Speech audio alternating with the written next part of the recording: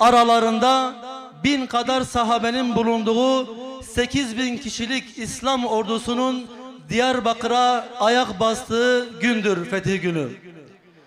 Bizans'ın zulüm kırbacı altında inim inim inleyen Diyarbakır ahalisinin rahata kavuştuğu, gün yüzü gördüğü gündür Diyarbakır'ın fethi.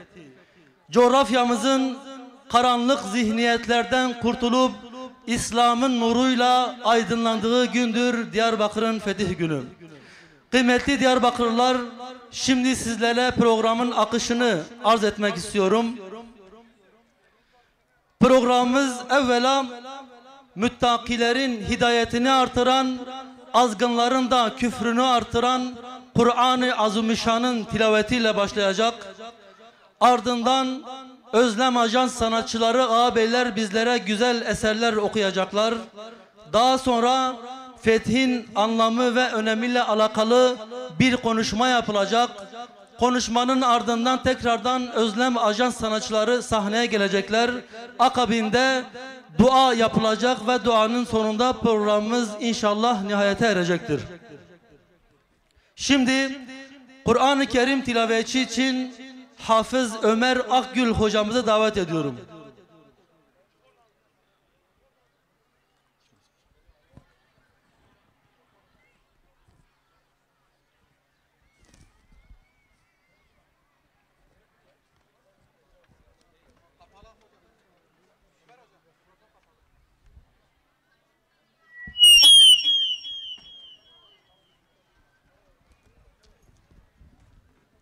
أعوذ بالله من الشيطان الرجيم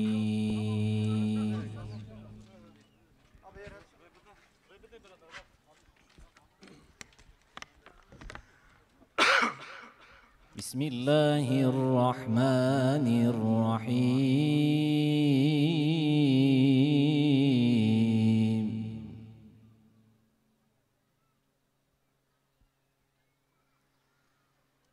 إنا فتحنا لك فتحا مبينا ليغفر لك الله ما تقدم من ذنبك وما تأخر ويتم نعمته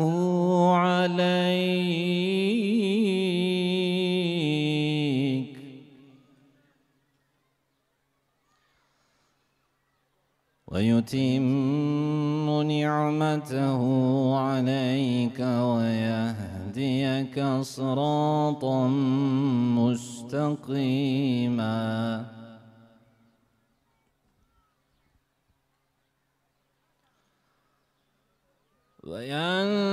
وينصرك الله نصرا عزيزا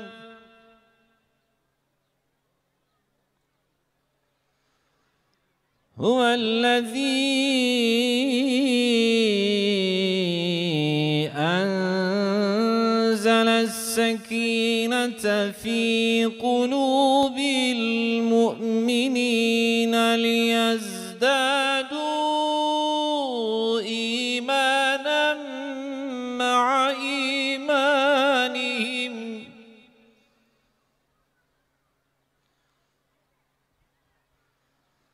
ولله جنود السماوات والأرض وكان الله عليما حكيما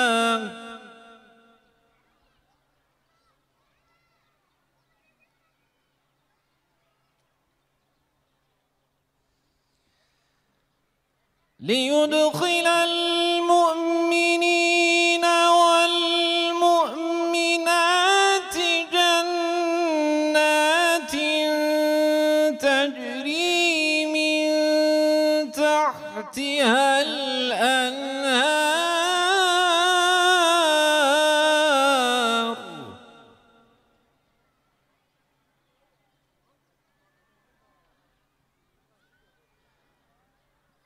الأنهار خالدين فيها ويكفر عنهم سيئاتهم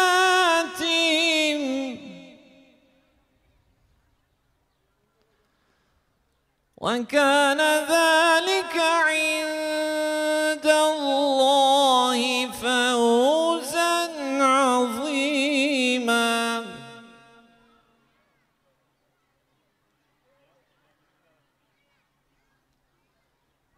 ويعذب المنافقين والمنافقات والمشركين والمشركات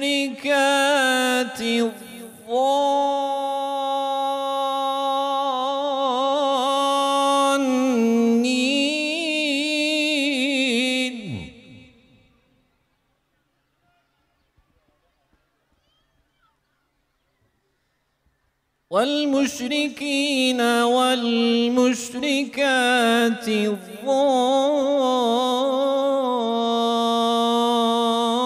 الظانين بالله ظن السوء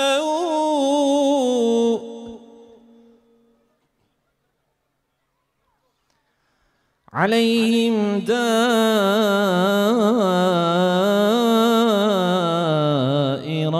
السوء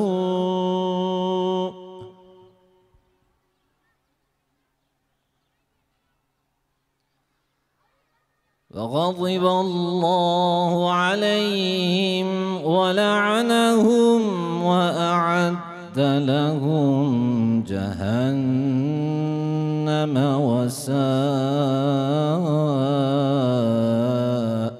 مصيرا.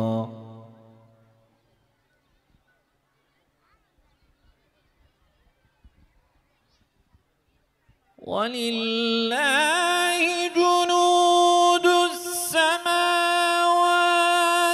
والأرض وكان الله عزيزا حكيما.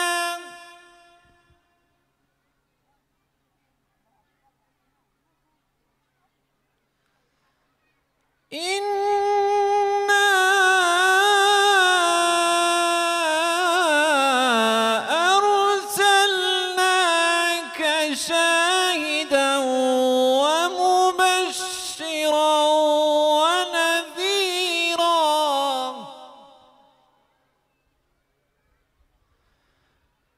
لتؤمنوا بالله ورسوله وتعزروه وتوقروه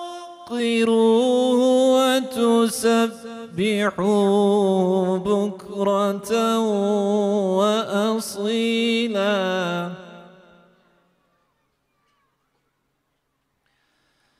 إن الذين يبايعونك إنما يبايعون الله يد الله فوق أيديهم فمن نكث فإنما ينكث على نفسه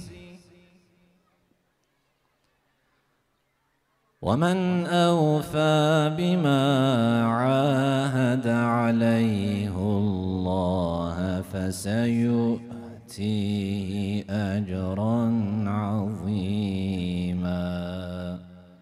صدق الله العظيم. الفاتحة.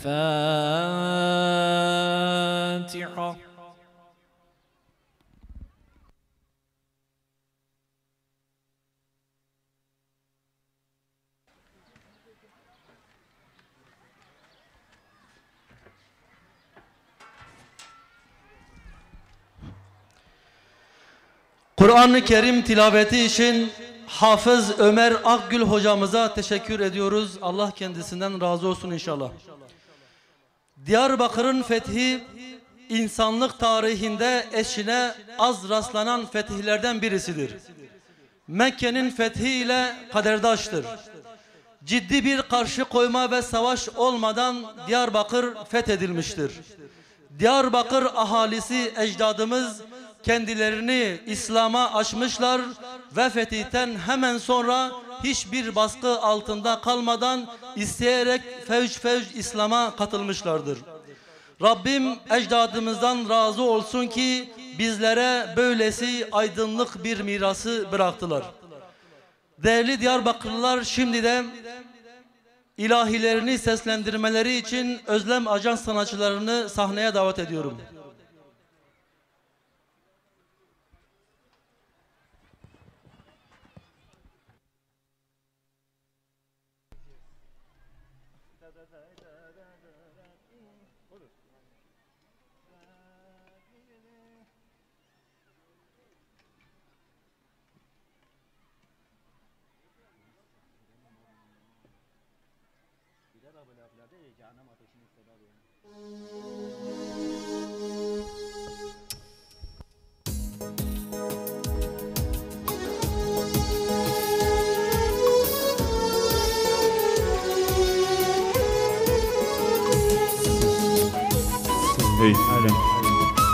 السلام عليكم ورحمة الله وبركاته. تبخيرات سد شعبارات.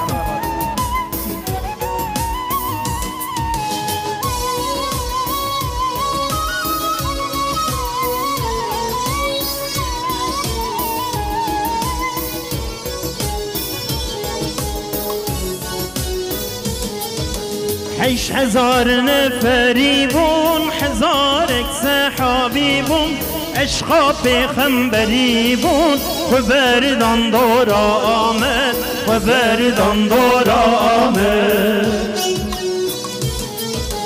لشکری وک دیر باز جچانا اردا حیجاز بقومان دریا عیاز حاطج با فتح آمد فتح آمد عیاز معاذ و سعید خالد كر وليد صبر كرن وان عقيد برسور ودري آمد عياض معاذ وسعيد خالد كر وليد صبر كرن وان عقيد برسور ودري آمد برسور ودري آمد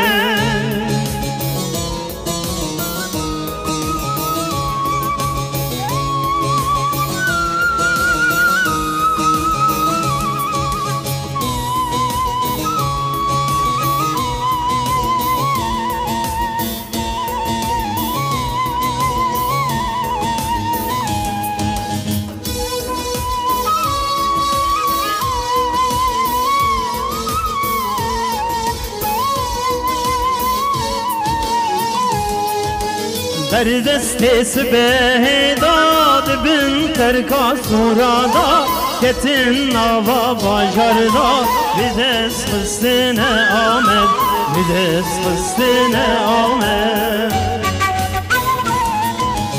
اوان شیرین دیلاور بمزگینا پیغمبر بإذن رب اکبر فتح کرنه آمد Evde sal pişti hicret daveta İslamiyet denge Kur'an hidayet ve lav bu yel amet Evde sal pişti hicret daveta İslamiyet denge Kur'an bereket bilindi bu yel amet bilindi bu yel amet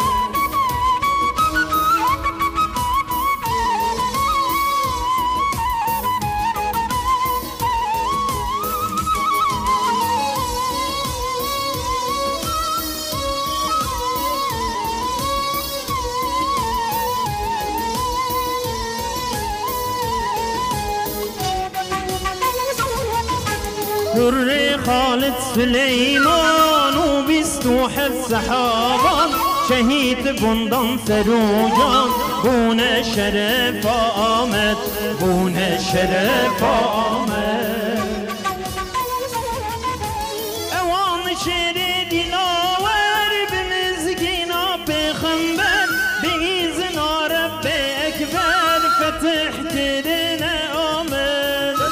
şükrüne amet. Gelli ehli Müslüman van şehide sahaban Cibirine kintü zaman layık eyvan be amet.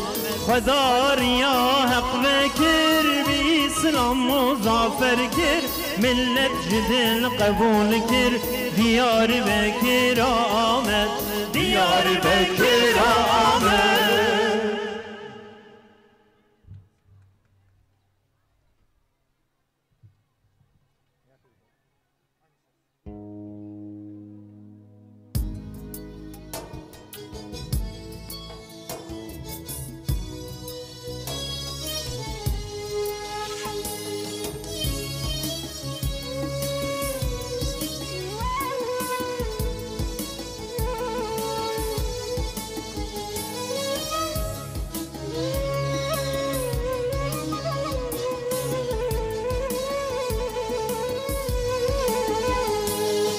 Eshab-ı kiram çok cefa çekti, cennetin talibi talebeleri. Eshab-ı kiram çok cefa çekti, cennetin talibi talebeleri. Açlık, yorgunluk, işkence derken işittik Sümeyye ana şehittir. Açlık, yorgunluk, işkence derken işittik Sümeyye ana şehittir. Hevvare hevvar, hevvare hevvar, eshabın çilesi yürekler yakar. Hevvar hevvar, hevvar hevvar, Mekke çöllerinde dinmez feryatlar.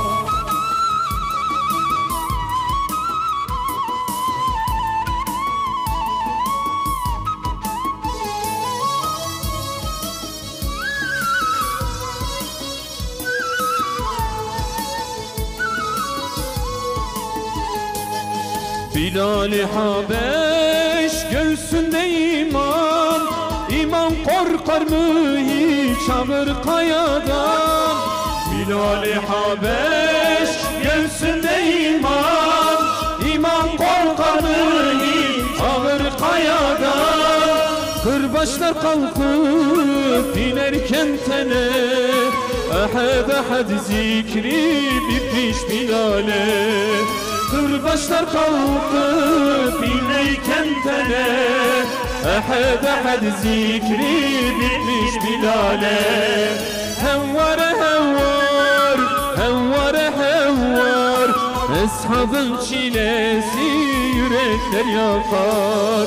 Hevvar hevvar, hevvar hevvar, Mekke çöllerinde dinmez feryatlar.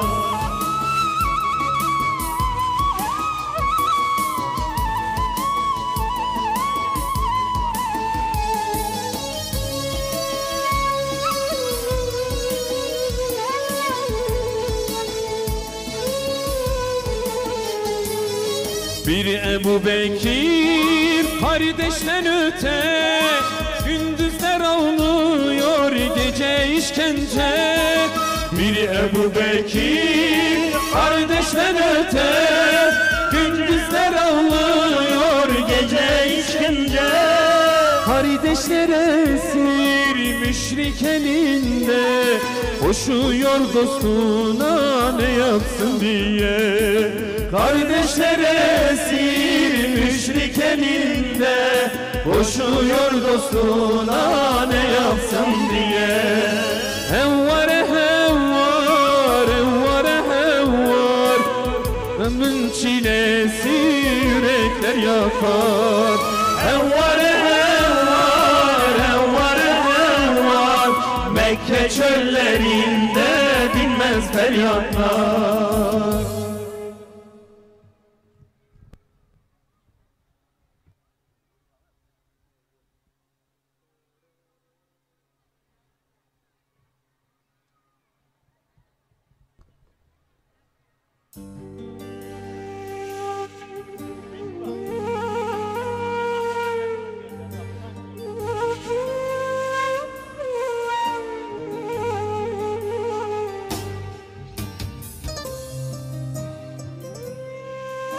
از درێژ ڕوونشتم ئیرۆ لەسەر کەلها مێرە خەیاڵا ئەز گرتم سار و گەرم دل بوو هێت و ناغەما ئێش و ژان بوونە بەڕی گەلۆ کا ئەو مێرخەس کا ئەو ژیر و زانا کا ئەو شوورکێشێ ڕێیاهەق قەی نەمان هەو کەس تێ دەنگ نایێژ قەبرا ای کلها آمد ای کلها آمد قی سعید نما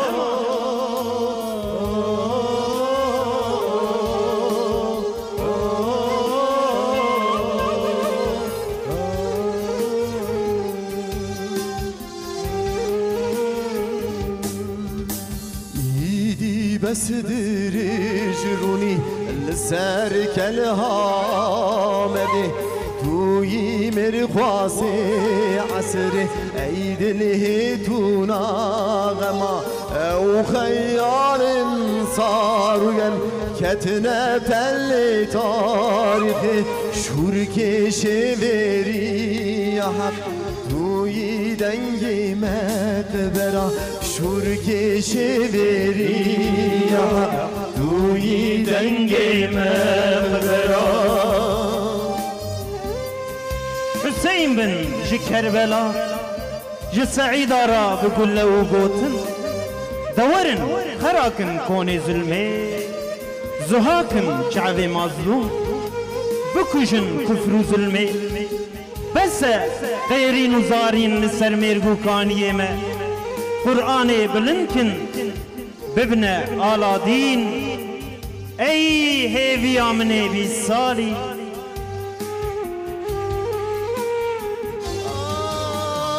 بقلي وقاتن امجد وسعيد را هر یک حسين نمد كربلا بدهريدا بدرد تندل خوا باري تلمل خواكر مزگینی دی بجيبون هبين تيبي sana مزگینی دی بجيبون هبين تيبي sana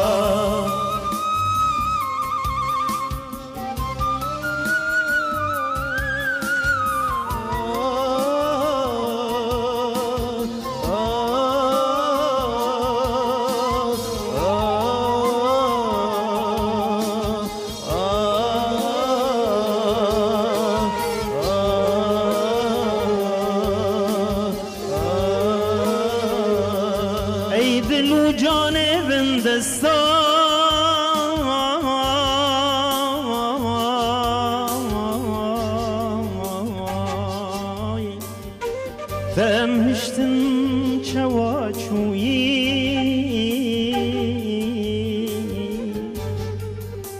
ترساد لی پود پرستای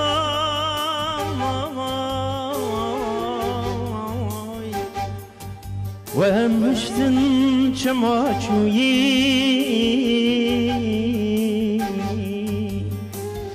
لو مالاوا و فهمشتن چواچویی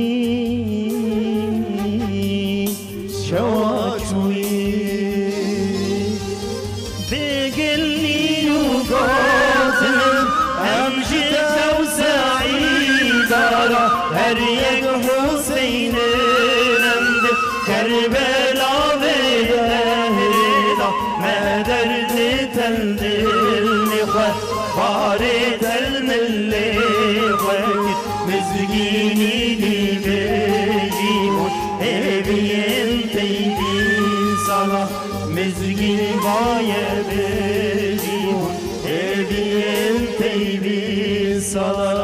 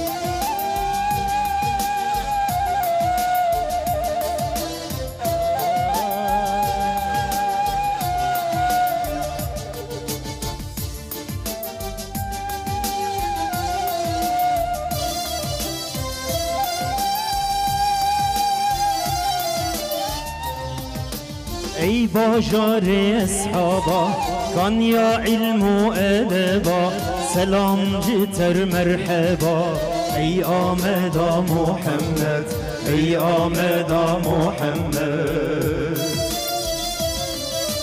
حسن و پیروزیاته دیندار دل سازیاته بج اصحاب بازیاته ای آمدا محمد ای آمدا محمد ای آمدا محمد ای آمدا محمد ای آمدا محمد ای آمدا محمد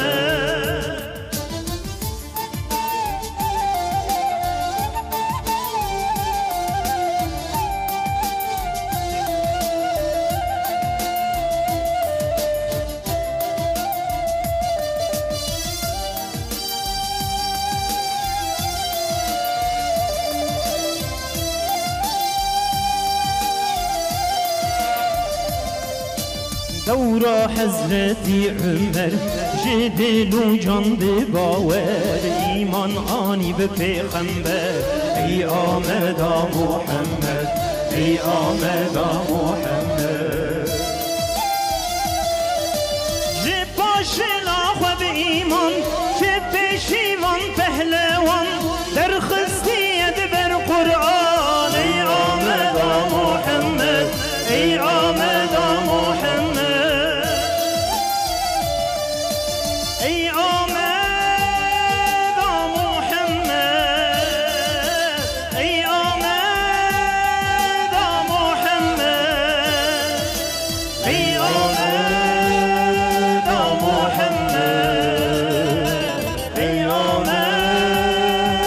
محمد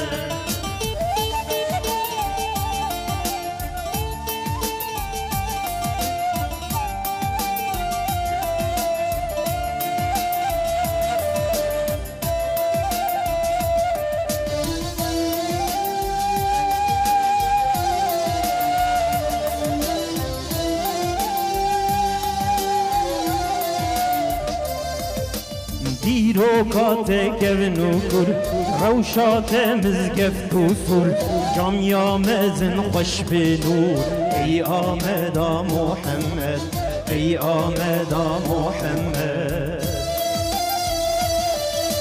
جه حضرتی سلیمان بلند بدنگ ازان چه قص خوش لعزمان ای آمدا محمد ای آمدا محمد ای آمدا محمد ای آمدا محمد ای آمدا محمد ای آمدا محمد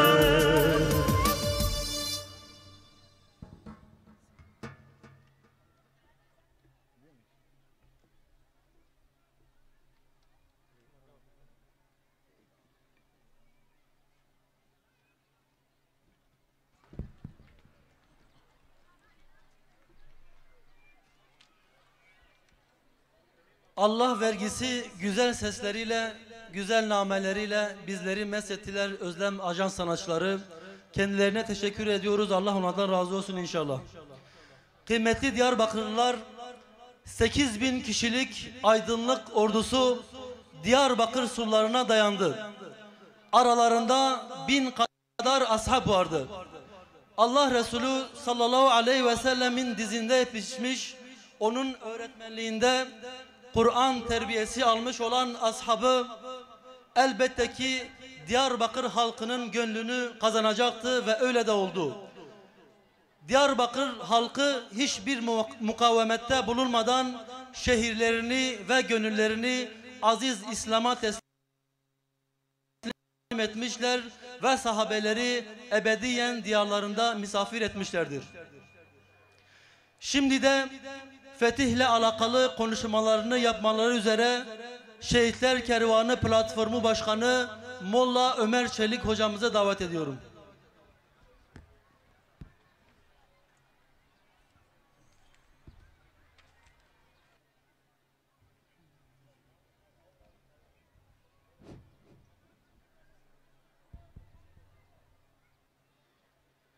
Selamun Aleyküm ve Rahmetullahi ve Berekatuhu. Değerli kardeşlerim, bacılarım, hepiniz programımıza hoş geldiniz, sefalar getirdiniz. Cenab-ı Allah hepinizin ecrini kat kat versin inşallah. Bizleri burayı fetheden kutlu ashabın yolundan ayırmasın inşallah. Değerli kardeşlerim, Diyarbakır'ın fethini anlatmadan önce fetihle işgal arasındaki farkın bilinmesi gerekir. Yani fetih nedir, işgal nedir? Bu bilindikten sonra Diyarbakır'ın fethinin kıymeti daha güzel anlaşılır. Fetih temel gayesinde şu ayet-i kerime yatar. İza caa nasrullahi vel feth وَرَأَيْتَ النَّاسَ يَدْخُلُونَ ف۪ي د۪ينِ اللّٰهِ اَفْوَاجًا فَسَبِّحْ بِحَمْدِ رَبِّكَ وَاسْتَغْفِرْهُ اِنَّهُ كَانَ تَوَّابًا.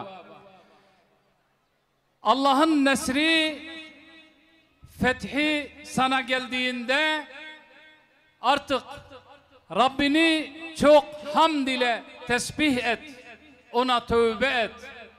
Muhakkak ki Allah tövbeleri çok kabul edendir. İslam'daki fethin temel felsefesi bu ayet-i kerimedir. Dolayısıyla İslam bir yeri fethettiği zaman orada iki şeyi göz önünde bulundurur. Fethederken birincisi hem kendi askerlerinin az bir zayiatla orayı fethetmesi hem de fethedeceği beldedeki gerek askeri ve gerekse sivil kayıpların en asgari düzeyde olmasına dikkat eder.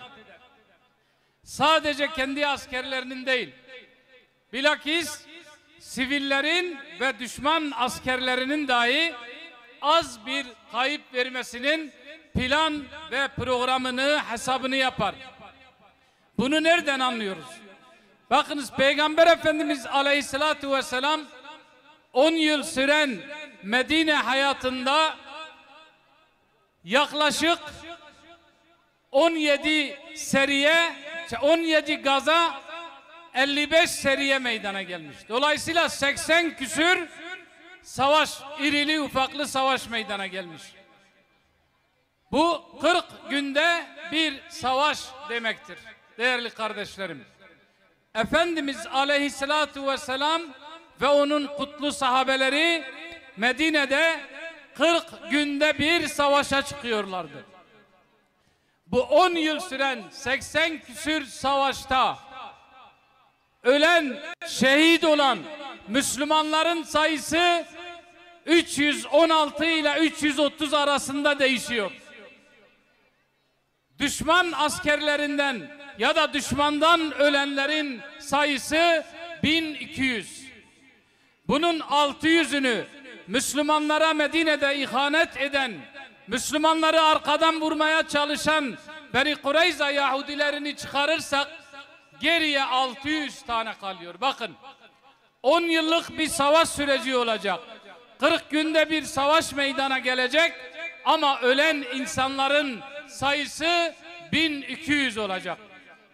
İslam'ın insan hayatına ve şehirlerin imarına verdiği değer ve kıymet açısından çok önemli bir belgedir bu bizim için.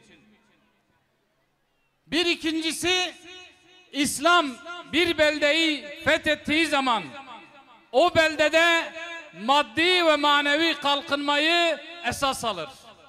Tahribatı değil, maddi ve manevi kalkınmayı İslam esas alır.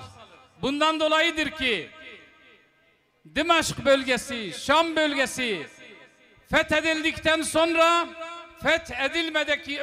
fethedilmeden önceki halinden çok daha imar, çok daha mamur, çok daha zengin idi. Manevi kalkınma olarak da öyle. Kudüs fethedildikten sonra önceki halinden çok daha iyiydi. İstanbul fethedildikten sonra önceki halinden çok daha iyiydi ki önceki hali birkaç surun içerisine hapsedilmiş bir şehir iken çok kısa bir zamanda büyük bir metropol haline geliyor. Diyarbakır da aynen öyleydi. Diyarbakır da fethedildikten sonra maddi ve manevi olarak, gerek edebi olarak, gerek tarihi olarak, gerek sanatsal olarak, gerek ticaret olarak zirvelere doğru tırmanıyordu. Peki o zaman işgal nedir? İşgal bir yeri tahrip etmektir. Bir yeri yok etmektir. Tarihinden, kültüründen, dininden, dilinden uzaklaştırmaktır. İşgal katliam demektir. İşgal gözyaşı demektir. Biz bunu Haçlıların tarihinden ve şu içinde yaşadığımız gerek yakın tarihten gerekse kendi gözlerimizle gördüğümüz çağdaş Haçlıların yaptığı katliam ve zulümlerden çok iyi anlıyoruz. Kendilerini bizlere medeni olarak takdim eden, insan hakları savunucuları olarak takdim eden, sözde kadınların ve çocukların haklarını korumaya adanmışlar olarak takdim edenlerin kirli geçmişine, kirli tarihine bir baktığımızda ne kadar aşağılık ve vahşi olduklarını çok rahat bir şekilde görebiliyoruz. Haçlılar işgal ettikleri İslam beldelerinde kadın demeden, çocuk demeden, yaşlı demeden önüne gelen herkesi katletmiş ve öldürmüşlerdir. Bu ne bir abartmadır ne de komplo teorisidir. Basit bir arama motoruna tıkladığınız zaman bile Haçlıların yaptığı vahşet, katliam, zulüm hemen sayfalar olarak önümüze çıkar. Ayrıca İspanya Müslümanlar tarafından fethedildiğinde karanlık bir çağdaydı. Ama 400-500 yıl süren İslam hakimiyeti neticesinde Endülüs yani İspanya gerek sanatta, gerek bilimde, gerek edebiyatta, gerek felsefede hem kendi bulunduğu döneme, kendi bulunduğu bölgeye hem de bütün bir Avrupa'ya yön veriyordu. Öyle ki Avrupa'nın meşhur kiliseleri, papaz yetiştiren, rahip yetiştiren kiliseler rahip atayacakları zaman Endülüs'teki İslam medreselerinden icaze almayı neredeyse şart koşacak bir hale geldi. Ama Endülüs tekrar İspanya'nın Haçlıların eline geçtiğinde aradan bir yıl gibi bir zaman geçtikten sonra Müslümanları çarmıha gerip canlı canlı yakıyorlardı dinlerini değiştirmeleri için. Dillerini konuşmamaları için. İslam adına ne varsa, iman adına ne varsa en vahşi bir şekilde Engizisyon mahkemelerini kurarak tarihin en acımasız işkencelerini yaparak Müslümanları katlediyorlardı. Yine 15. yüzyıldan itibaren başlayan sömürgecilik 18. yüzyılda zirveye çıktığında bakın İngiltere, Fransa, Almanya, İtalya, Portekiz, İspanya bunlar işgal ettikleri ülkede yüz binlerce insanları katlettiler. Çocukları iyi çalışmıyor diye şöyle küçücük çocuklar iyi Hindistan cevizi toplamıyor diye, iyi kauçuk toplamıyor diye çocukların elleri babalarının gözlerinin önünde kesiliyordu. Kadınları ve çocukları en acımasız bir şekilde hayasızca katlediyorlardı. Dillerini yasaklıyorlardı. O ülkenin tarihini ve kültürünü ortadan kaldırıyorlardı. Bugün bile bakın İngilizce konuşan ülkelerin sayısı yaklaşık 60'a varıyor. Hepsi İngiliz midir? Hayır. Fransızca konuşan ülkelerin sayısı yine aynı şekilde. Çünkü bunlar gittikleri yerde ilk yaptıkları şey namusu, hayayı, edebi ve İslam'a ait olan her şeyi ortadan kaldırmak oldu. Eğitim sistemlerine el koyup kendi dilleriyle eğitimi zorunlu hale getirdi. Kendi dilleriyle eğitim yapmayanlara iş vermediler, aş vermediler, imkan vermediler. Bakın daha 3 ay önceydi, haberlerde belki okumuşsunuz. Cezayir'le Fransa arasında bir dil krizi meydana geldi. Cezayir dedi ki bundan sonra resmi dilim Arapça olacak. Ama Fransa kabul etmiyordu. Aralarında neredeyse kriz çıkıyordu.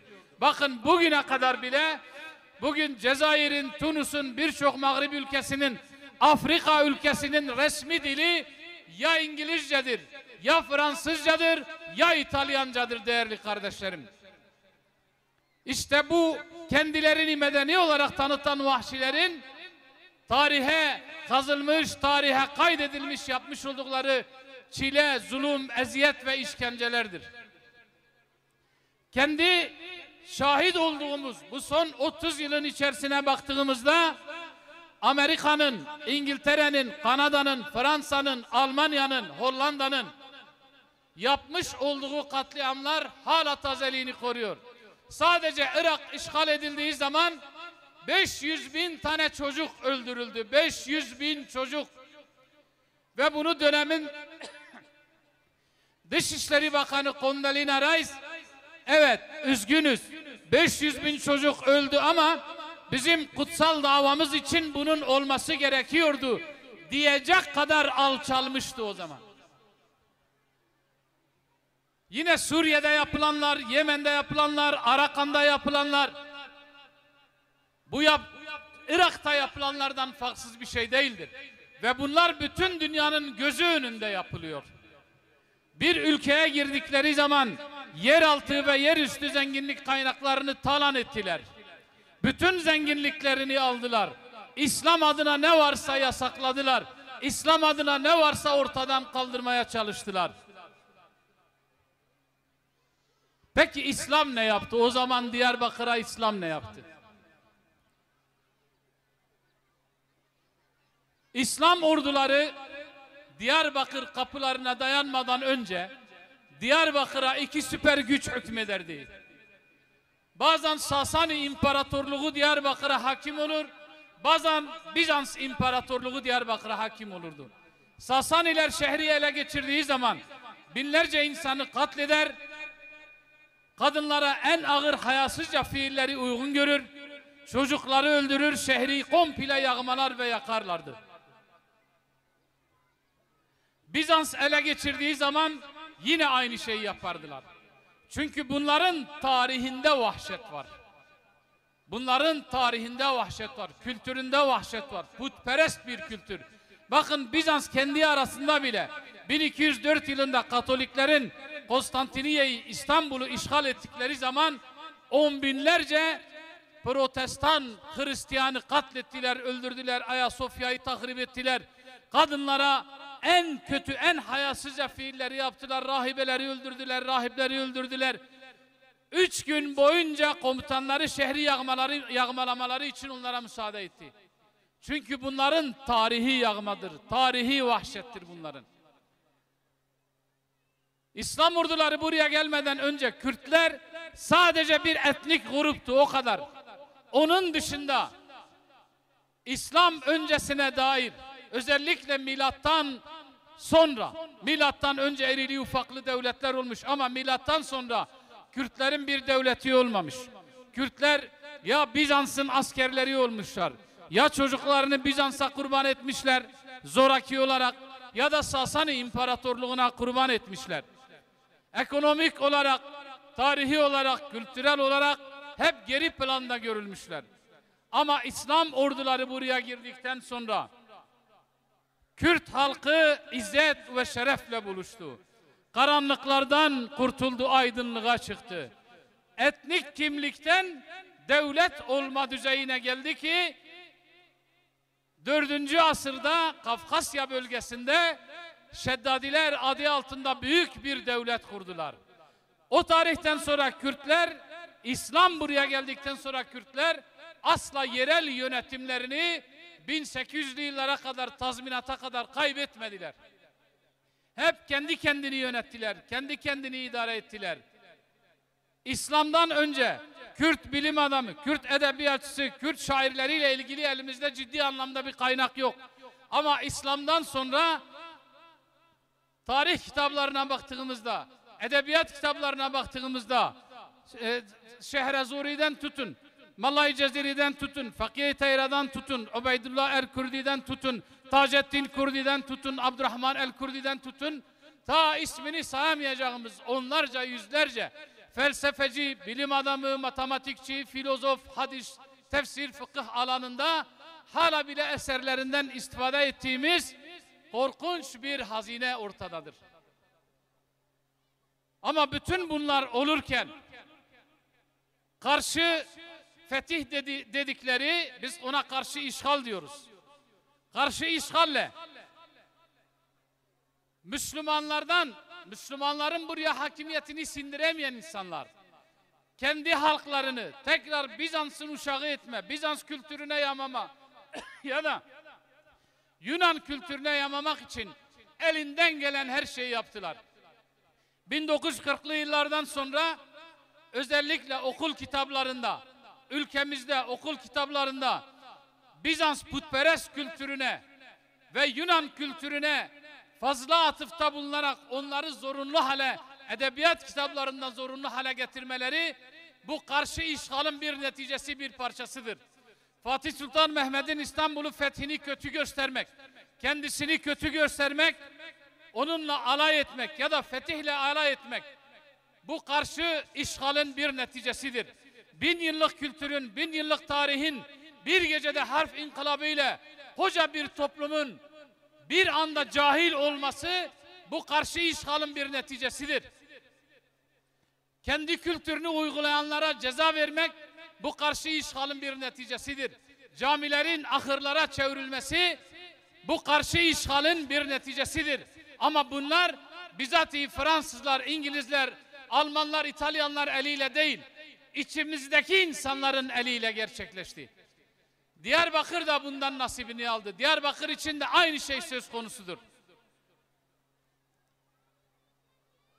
Kendi putperestliklerine, ateşperestliklerine özlem duyan insanlar Diyarbakır'ın fethini, sahabeleri, İslam'ın kutsallarını, İslam'ın değerlerini halkın gözünde küçük düşmeye çalıştılar. İftiralarla, yalanlarla insanları kandırmaya çalıştılar. Bakın o iftiralardan bazıları. Diyor ki Arap orduları, Arap askerleri Diyarbakır'a girdikleri zaman 100.000'den fazla Kürdü öldürdü. Kadınların saçlarını kesip köle pazarlarında sattılar. Arapça konuşmayanların dillerini kestiler. Ve bunu maalesef şiddet bizim gençlerimize inandırdılar. Oysa bugün Osmanlı nüfus kayıtlarına baktığımızda 1870-71 yıllarında Diyarbakır'ın nüfusu Osmanlı kayıtlarına göre 21.850. Bir kısım batılı kayıtlarda ise 40-50 bin gösteriyor.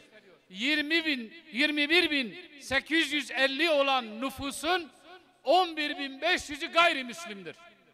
Bunun içerisinde Ermeni Ortodoks, Rum Ortodoks, Süryaniler, Keldaniler ve Yahudiler var. Toplam 11.500 Müslüman nüfustan daha fazla. Bu nasıl bir katliamdır? Bu nasıl bir zorla din değiştirmedir ki? Fetihten 1150 sene sonra bile şehrimizdeki gayrimüslimlerin sayısı Müslümanlardan daha fazla oluyor. Ve şehirde alimlerin dışında, bir kısım idarecilerin dışında, bir kısım ordu komutanlarının dışında şehirde Arapça konuşmasını bilen tek bir insan yok. Bu nasıl dil yasaklamadır? Değerli kardeşlerim, sözü fazla uzatmayacağım. Eğer bizler kendi tarihimizden habersiz olursak, kendi tarihimizi bilmezsek, bizi bekleyen çok ciddi tehlikeler var. Bizler ya bu yüce İslam davasının ağır yükünü omuzlarımıza yükleriz ve omuzlarımız o ağır yükün altında ezilir, ya da Fırsat ellerine geçtiğinde bize Endülüs'ü yaşatırlar. 6-8 Ekim olaylarında azıcık bir fırsat ellerine geçtiğinde yaptıkları vahşet Endülüs'te Haçlıların yaptığı vahşetten daha az değildi. Değerli gençlerimiz, kendi tarihinden, kendi kültüründen uzak yaşadığımız andan itibaren biz ya Bizans'ın zulmü altında eriyeceğiz, ya Avrupa'nın, Batı'nın zulmü altında eriyeceğiz. Bugün bile bazı Kürt bölgelerinde Kürt gençlerini, Kürt çocuklarını İngilizlere ve Amerikanlara asker edip onların uğruna öldürdükleri gibi. Bizler Müslümanız. Allah'a ve ahiret gününe iman etmişiz. Bizler kendi kültürümüze dönmek, kendi kültürümüzle hemhal olmak, Batı menşeli, Batı kültürünü içimizden çıkarıp atmak zorundayız. Maalesef bir eksiğimiz, bir hatamız da bizler karşı işgali sadece fiziki işgal olarak anlıyor olmamızdır. Karşı işgal hareketi sadece fiziki işgal değildir. Beynimizi işgal etmişler, ruhumuzu işgal etmişler. Dışarıya çıkıp Türkiye'nin genelinde komple baktığımız zaman tıpkı Bizanslılar gibi giyiniyoruz. Batılılar gibi oturup kalkıyoruz. Batılıların müziklerini dinliyoruz. Onların konuşmalarını konuşuyoruz. Onların kültürüyle oturup kalkıyoruz. İşte maalesef bunda başarılı oldular. Çünkü onlar çok iyi biliyorlar ki kendi öz kültüründen kopan, İslam'dan kopan, Allah ve Resulünden kopan hiçbir nesil onların zulmüne, küfrüne, şirkine ve hayasızlığına karşı çıkamayacaktır. Onun için kendi tarihimize, kendi kültürümüze, kendi örfümüze, kendi adetlerimize dönmemiz lazım. Bize çizilen yol bellidir. Hâzâ sirâtu mustakîm ve ni'budûnî. İşte benim dost doğru yolum budur. Eğer ibadet edecekseniz, eğer tapacaksanız. Fazla okumak, fazla çalışmak, tembellik yok, okumamazlık yok, davadan kaçmak yok, davanın yükü ağırdır deyip geriye çekilmek yok. Biz bunu yaptığımız andan itibaren Endülüs zulmüyle karşı karşıya kalacağız. Çünkü bizimle uğraşanlar istirahat etmiyor. Bizimle uğraşanlar boş durmuyor. Full time çalışıyorlar. 7/24 çalışıyorlar.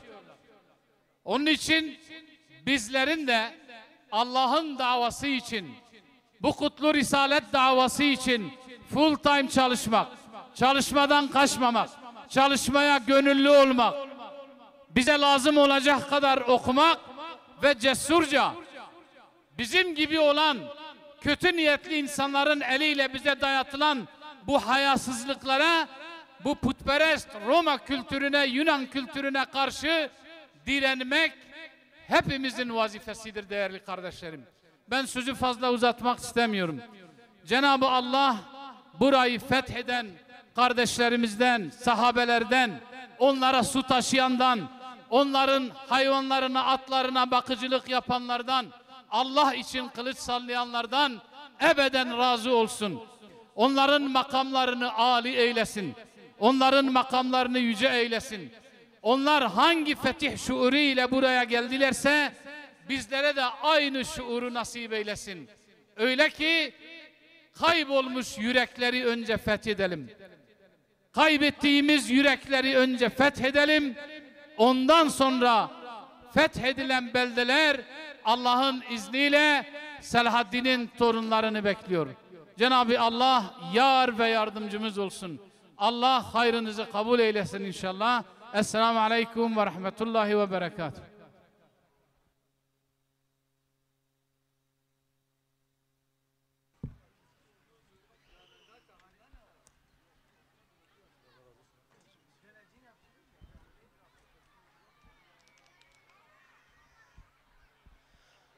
Bu güzel ve anlamlı konuşmalarından ötürü Şehitler Kervanı Platformu Başkanı Molla Ömer Çelik hocamıza teşekkür ediyoruz. Allah kendisinden razı olsun diyoruz inşallah.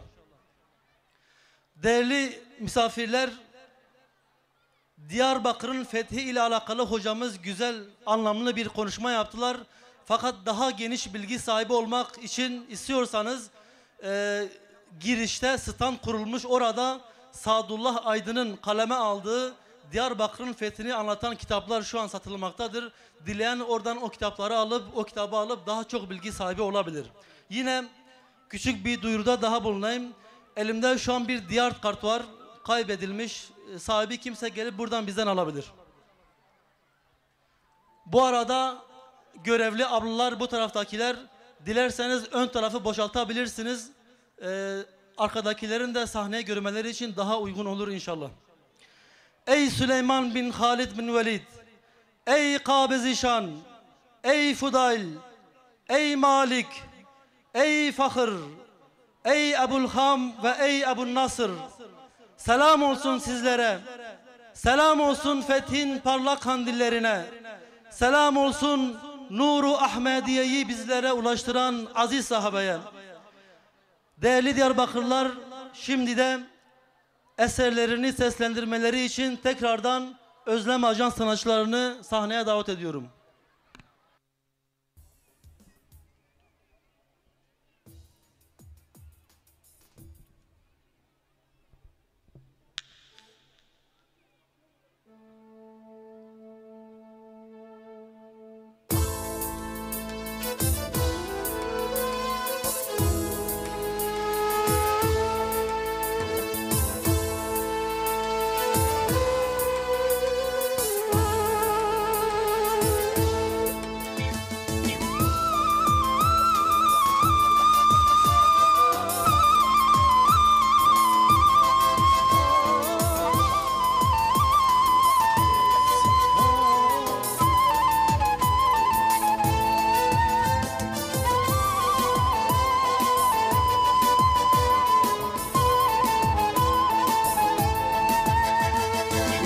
İftihara meyyat Halid Sa'id Muaz Ev leşkerin serferaz La amede piroz be Bilunura peygamber Tec Medina münevver Ve eshabın dilaver آمده پیروز به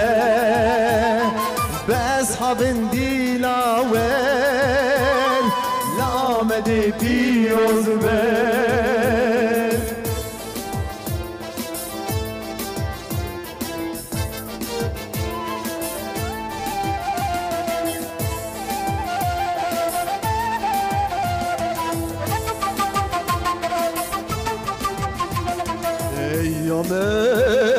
Kelha mirayı, kanya şirayı, vargehi ezhabayı. Ey Ahmet, kelha mirayı, kanya şirayı, vargehi ezhabayı. Nura Muhammedani, eshaba bilmirani, zulmü zillet ilani. Lamede piroz be Zulmü zillet hilani Lamede piroz be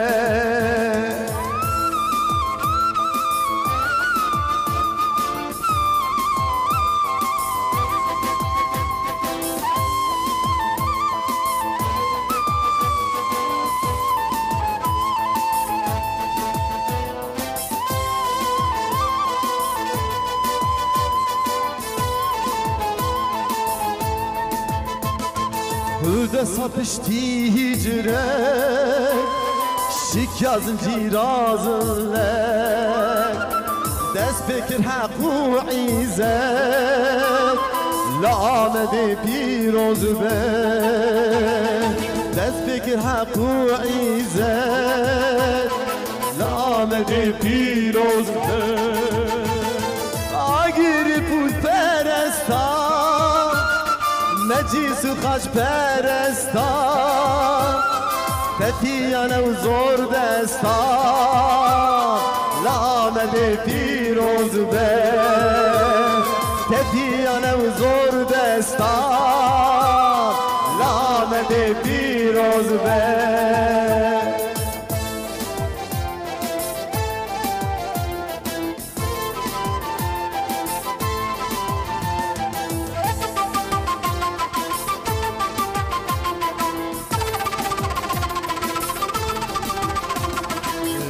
Yamer kel hamirayı kan yaşirayı var gehe eshabayı Ey yamer kel hamirayı kan yaşirayı var gehe eshabayı Roja Kur'an'a mecid evan eshabı şehid Haninci merkefu'i Lanet-i Firoz be Roja Kur'an'a mecid Eval eshabın şehid Haninci merkefu'i Lanet-i Firoz be Lanet-i Firoz be Lanet-i Firoz be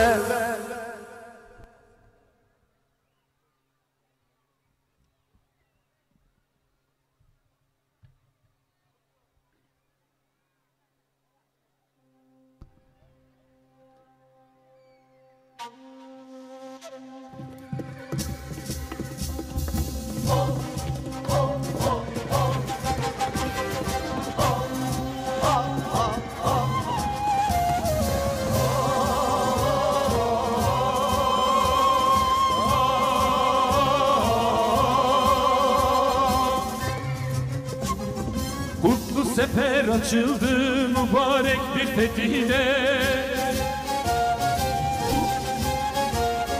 Fetih Anadolu'ya mazlum Diyar-ı Bekir'e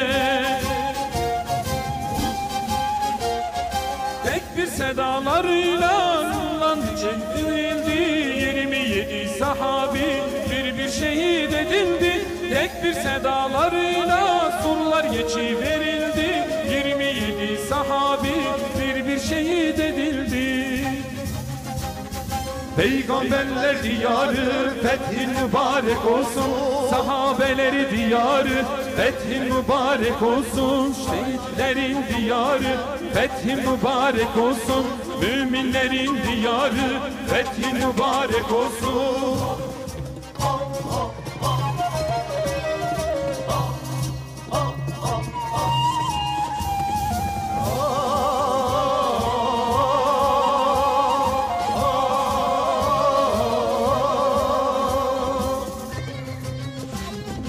Sabır iman sahibi 8000 cengaver ile Halid bin Velid gibi kahraman yiğitler ile Fethin mimari oldu şanlı İyaz bin Ganem Can fedaya geldiler Muhammed'i neferler Fethin mimari oldu şanlı İyaz bin Ganem Can fedaya geldiler Muhammed'i neferler Peygamberler diyarı fethin mübarek olsun Sahabeleri diyarı fethin mübarek olsun Saidlerin diyarı fethin mübarek olsun Müminlerin diyarı fethin mübarek olsun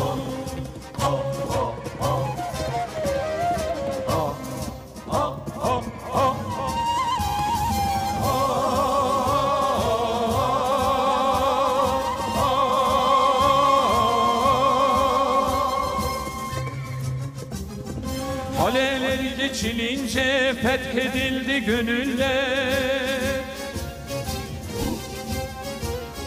Hak, adalet ve barış getirdi sahabeler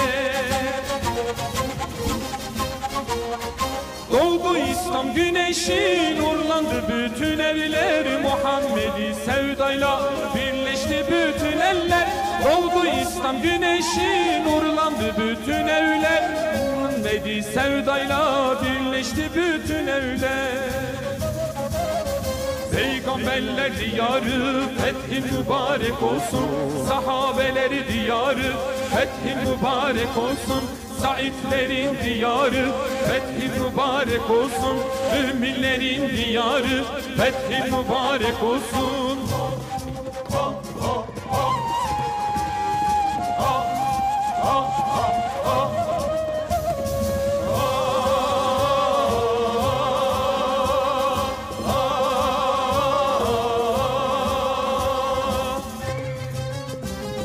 Gökyüzüyle buluşan devasal kalelerde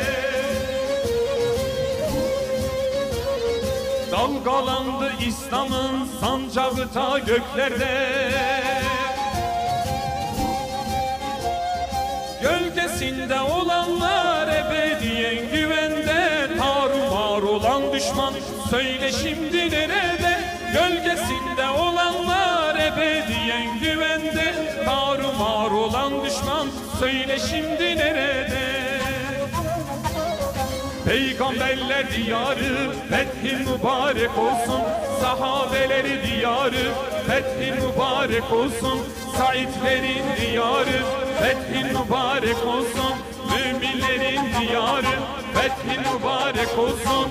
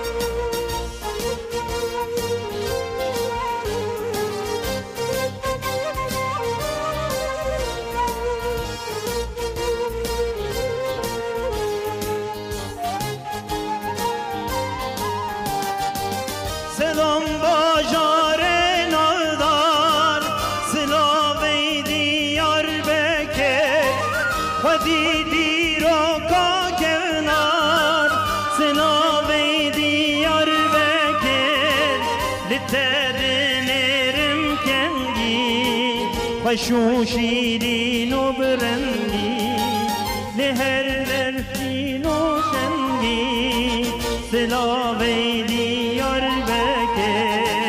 Selam-ey Diyarbekir, selam-ey Diyarbekir.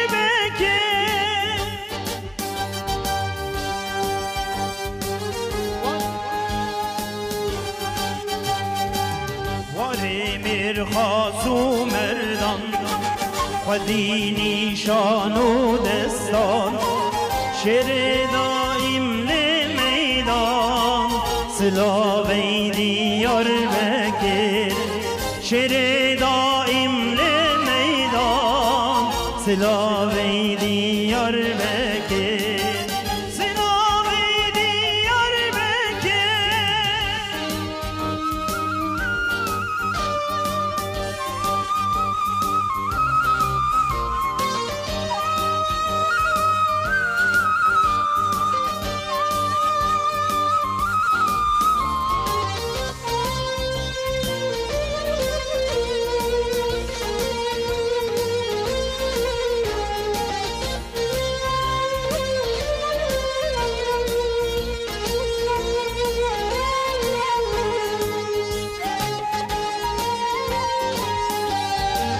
Fetha piroz bu mizgin, Jigel rabuyen ujin, Khemeli b'ala rengin, Sıla-ve Diyarbekir, Azat bu yice derdan, Jizulmu zoru qeydan, Nakış bu yelte Kur'an, Sıla-ve Diyarbekir,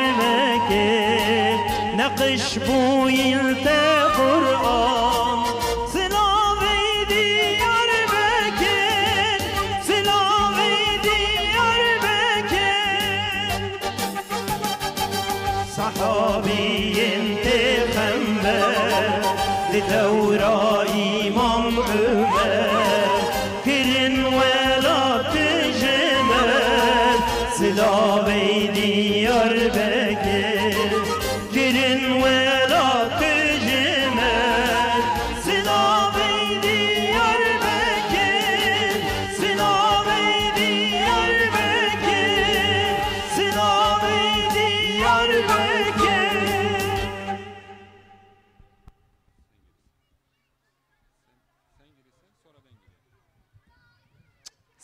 Hey, hey, hey, hey.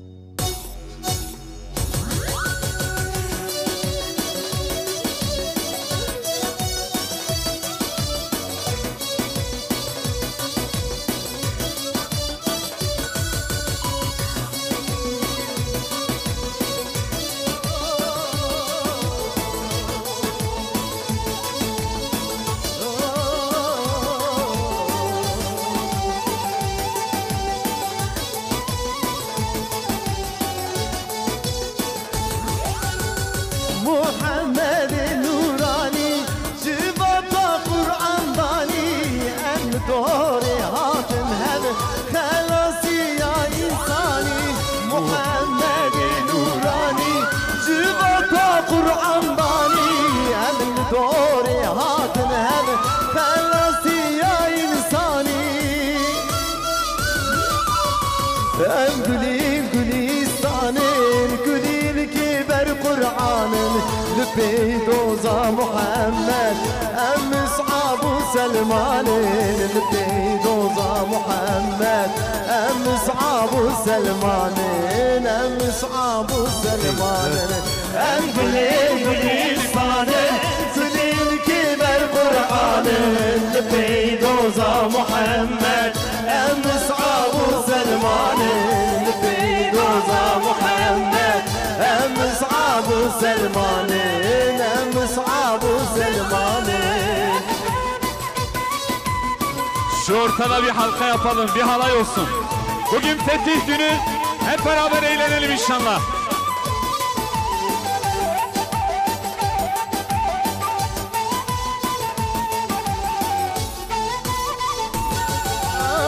رزانه پیشانهی آبا حیاتانه رون یهار یانه محمد هدیانه رزانه پیشانه آبا حیاتانه رون یار یانه محمد هدیانه ام گلی گلیستانه گلیل کی در قرآن لبيدوزا محمد أم أصحاب سلمان لبيدوزا محمد أم أصحاب سلمان أم أصحاب سلمان أم قليل قليستان قليل كبر قرآن لبيدوزا محمد أم أصحاب سلمان لبيدوزا محمد أم أصحاب سلمان أم أصحاب سلمان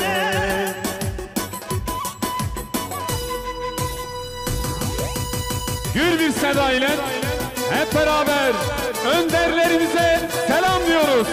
Şehitlerimize selam diyoruz. Rehberlerimize selam diyoruz. Gür bir seda ile.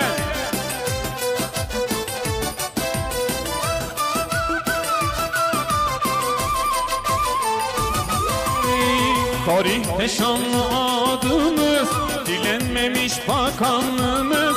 Tarihte şanlı adımız, dilenmemiş bakanlığımız. Feda Kur'an'a canımız, şehitlerimize selam. Feda Kur'an'a canımız, önderlerim hep beraber. Önderlerime selam, rehberlerime selam, önderlerime rehberlerime, şehitlerime selam selam olsun. Şehitlerime selam selam olsun.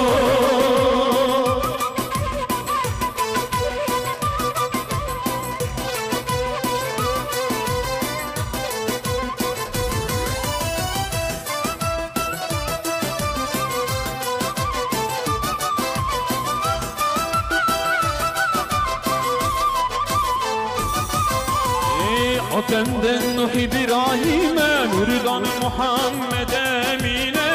Adem'den Nuh İbrahim'e, Nur'dan Muhammed Emine. Şanlı şehit Hüseyin'e selam selam olsun. Şanlı şehit Hüseyin'e selam selam olsun. Önderlerime, rehberlerime, önderlerime, rehberlerime, şehitlerime selam selam olsun. Şehitlerime selam selam olsun.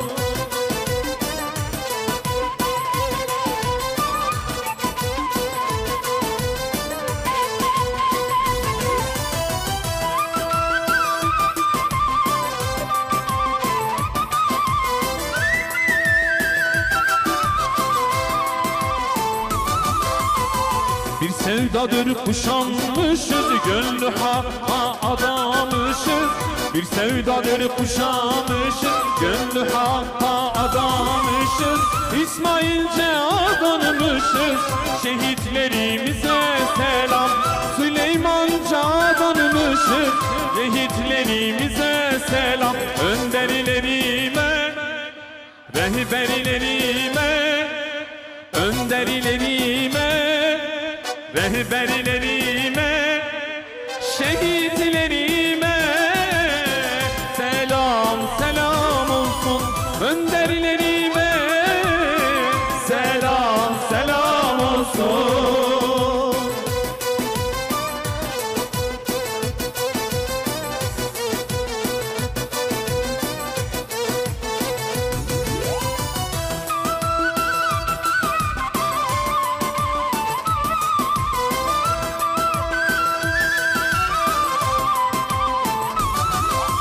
Geçtik yardan masivadan, can aşkıyla bu dünyadan. Geçtik yardan masivadan, can aşkıyla bu dünyadan. Düstur aldık evliyadan, şehitlerimize selam. Düstur aldık evliyadan, şehitlerimize. Hep beraber önderlerime, rehberlerime, önderlerime, rehberlerime, şehitlerime selam selam olsun. Şehitlerime selam selam olsun. Evet, kıymetli Diyarbakırlı kardeşler, yaptığımız eseri bir daha istediler bizden. İnşallah onu tekrar okuyacağız. Tekrar bizden her birinize gelsin inşallah.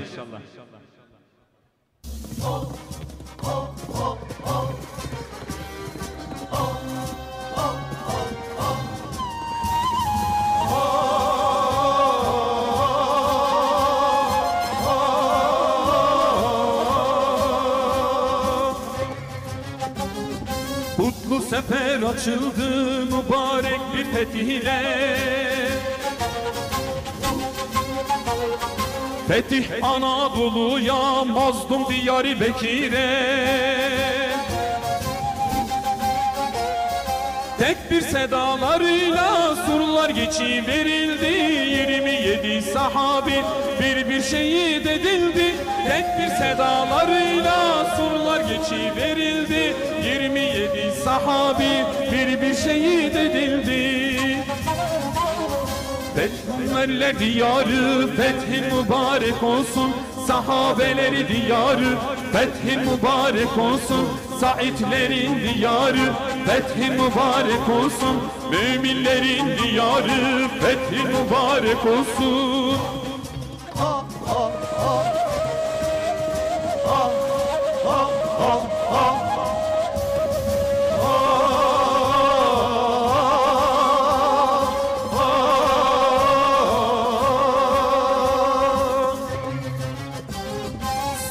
iman sahibi 8000 cengaver ile Halit bin Velid gibi kahraman yiğitlerle Fethi mimarı oldu şanlı İyaz bin Ghanem can fedaya geldiler Muhammed'i neferler Fethi mimarı oldu şanlı İyaz bin Ghanem can fedaya geldiler Muhammed'i neferler Hep beraber Peygamberler diyarı fethin mübarek olsun Sahabeleri diyarı fethin mübarek olsun Saidlerin diyarı fethin mübarek olsun Müminlerin diyarı fethin mübarek olsun Ha ha ha Ha ha ha ha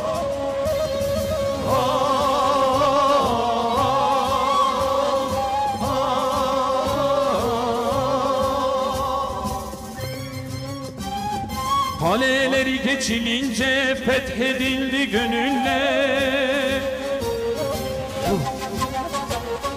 Hak, adalet ve barış getirdi sahabeler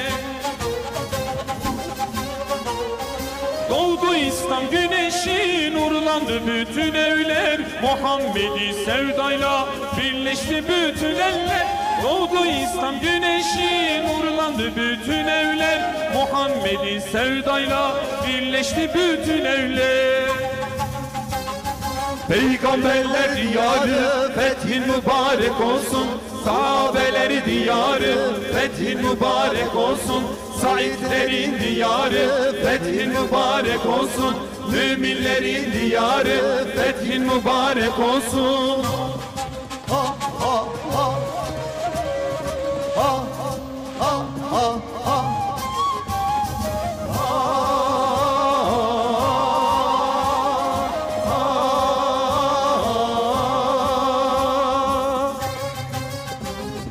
Gökyüzüyle buluşan devasal kaleleri de dalgalandı İslam'ın sancağı ta göklerde Gölgesinde olanlar ebediyen güvende Tarumar olan düşman söyle şimdi nerede Gölgesinde olanlar ebediyen güvende Tarumar olan düşman söyle şimdi nerede Peygamberler diyarı fethin mübarek olsun Sahabeleri diyarı fethin mübarek olsun Saidlerin diyarı fethin mübarek olsun Müminlerin diyarı fethin mübarek olsun Allah razı olsun.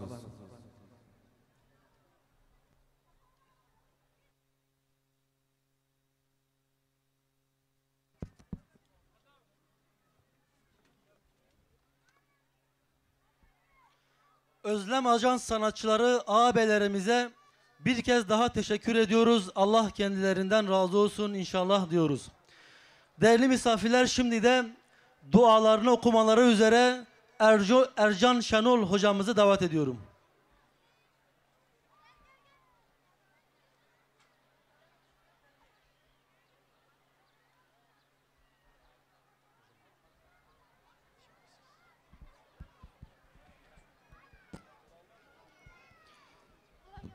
Euzu billahi mineşşeytanirracim. Bismillahirrahmanirrahim. Elhamdülillahi rabbil alamin ve salatu vesselamu ala rasulina Muhammedinil emin. Allah'ım saltanatının azameti, veçhinin celali kadar sana hamdolsun. Bizler zatını hakkı ile hamd etmekten aciziz. Razı olacağın ve zatına yakışır bir hamd ile sana hamd ederiz. Saltanatının azameti, vechinin celali kadar Efendimiz Hazreti Muhammed Aleyhissalatu Vesselam'a ve ehli beytine salat ve selam olsun.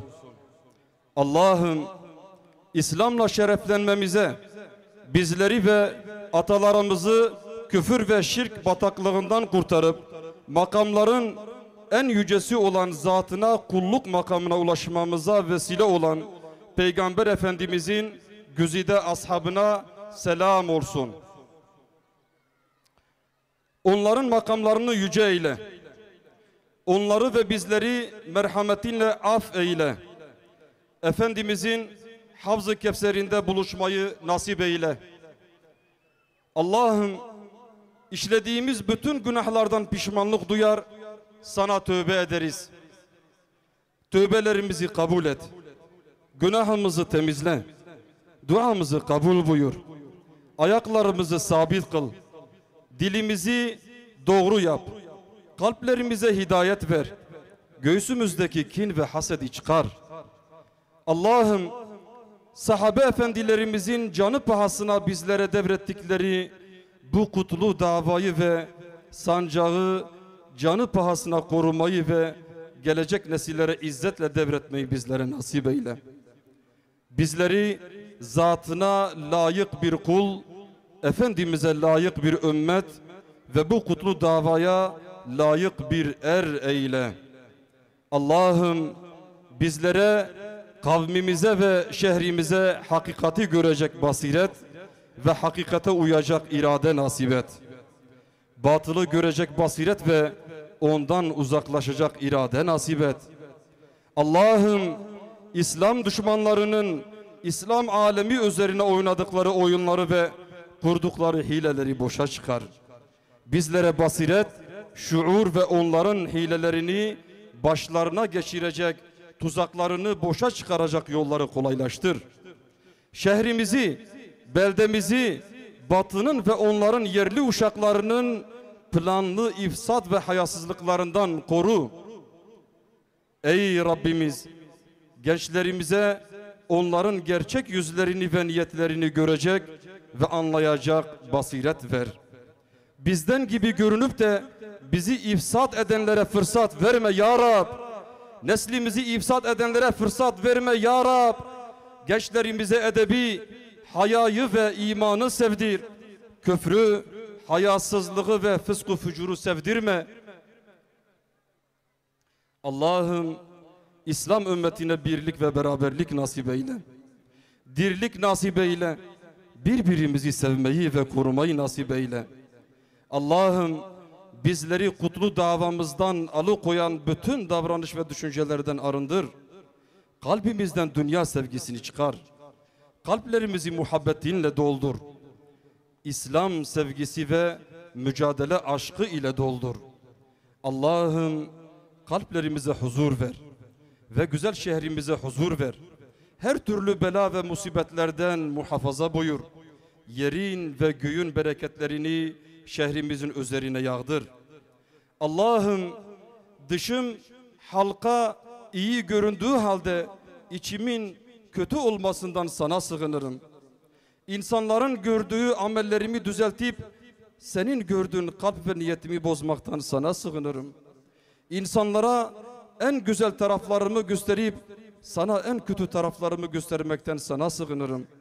İyiliklerimle halkın rızasını kazanırken kötülüklerimle senin kızgınlığını kazanmaktan sana sığınırım. Bizleri İslam'dan ayırma. İslam'dan başka yol arayan sapkınlardan eyleme. İman üzere dünyadan ayrılmayı nasip eyle.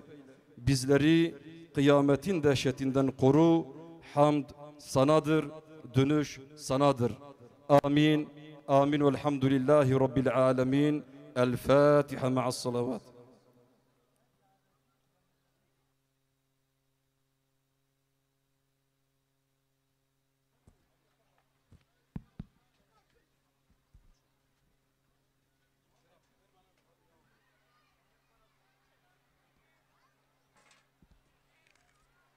Kıymetli misafirler, bu güzel dualarından dolayı Ercan Şanol hocamıza teşekkür ediyoruz. Allah ondan razı olsun inşallah. Şimdi bir iki duyuruda bulunacağım. 6,5 yaşlarında 6,5 yaşlarında Eda adında bir kız çocuğu kaybolmuştur.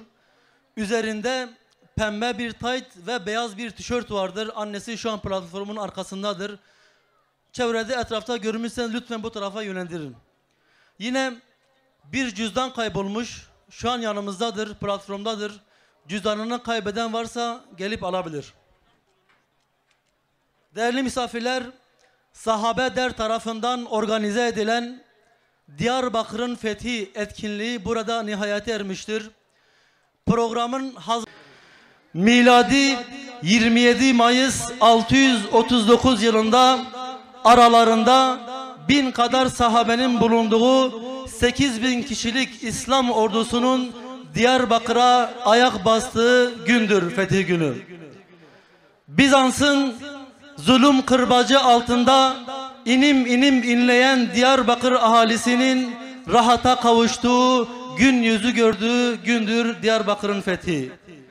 Coğrafyamızın karanlık zihniyetlerden kurtulup İslam'ın nuruyla aydınlandığı gündür Diyarbakır'ın fetih günü. Kıymetli Diyarbakırlılar, şimdi sizlere programın akışını arz etmek istiyorum. Programımız evvela müttakilerin hidayetini artıran, azgınların da küfrünü artıran Kur'an-ı Azimüşşan'ın tilavetiyle başlayacak. Ardından Özlem Ajans sanatçıları ağabeyler bizlere güzel eserler okuyacaklar. Daha sonra fethin anlamı ve önemiyle alakalı bir konuşma yapılacak. Konuşmanın ardından tekrardan Özlem Ajans sanatçıları sahneye gelecekler. Akabinde dua yapılacak ve duanın sonunda programımız inşallah nihayete erecektir. Şimdi Kur'an-ı Kerim tilavetçi için Hafız Ömer Akgül hocamızı davet ediyorum.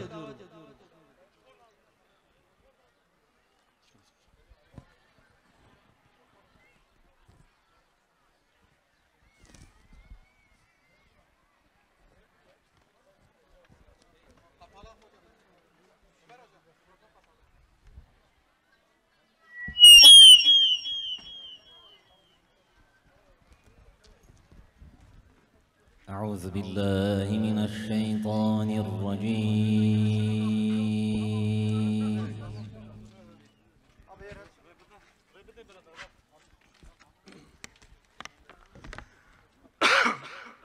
بسم الله الرحمن الرحيم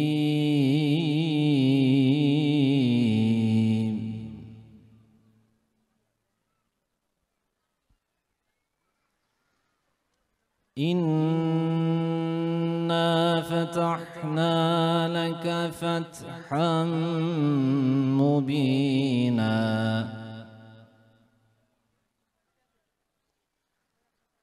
ليغفر لك الله ما تقدم من ذنبك وما تأخر ويتم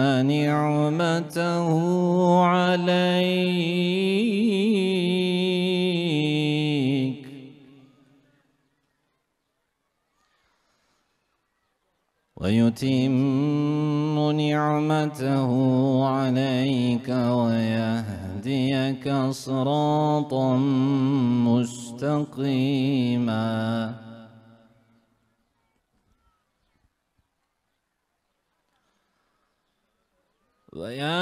وينصرك الله نصرا عزيزا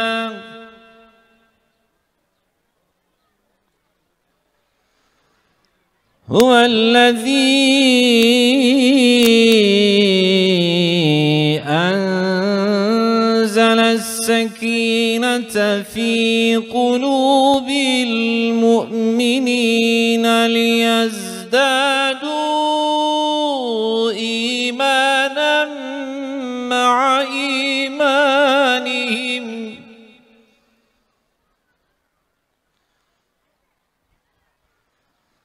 ولله جنود السماوات والأرض وكان الله عليما حكيما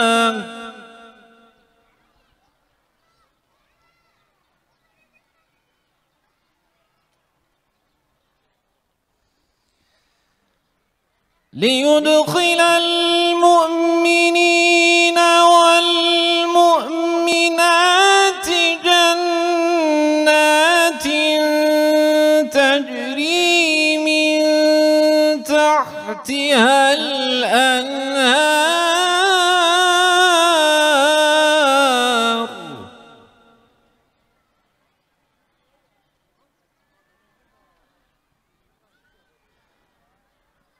الأنهار خالدين فيها ويكفر عنهم سيئاتهم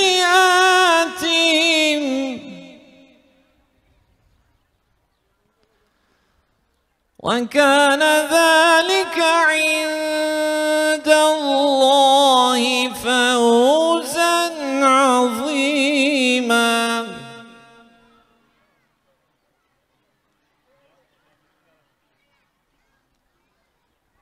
ويعذب المنافقين والمنافقات والمشركين والمشركات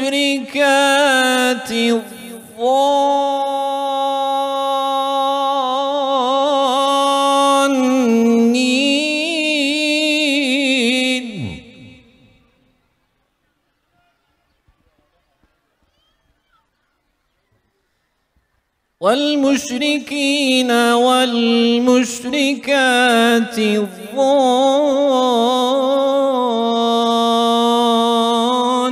الظانين بالله ظن السوء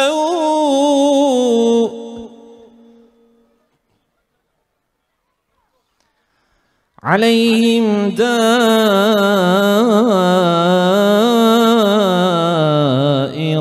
السوء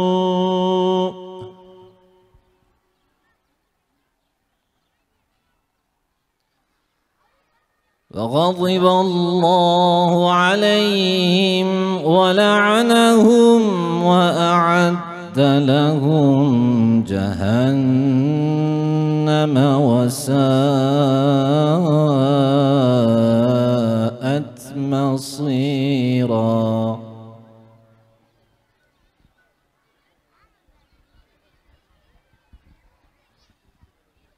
ولله جنود السماوات والأرض وكان الله عزيزا حكيما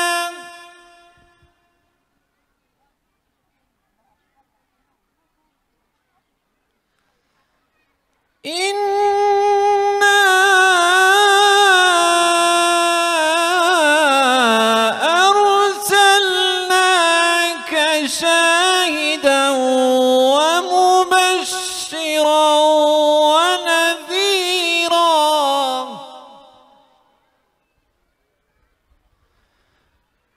لتؤمنوا بالله ورسوله وتعزروه وتوقروه وتسبحوه بكرة وأصيلا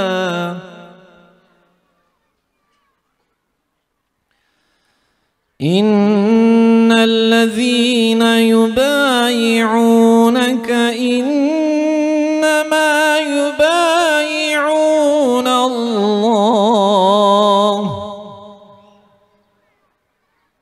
يد الله فوق أيديهم فمن نكث فإنما ينكث على نفسه ومن أوفى بما عاهد عليه الله فسيؤتيه أجرا عظيما صدق الله العظيم. الفاتحة. الفاتحة.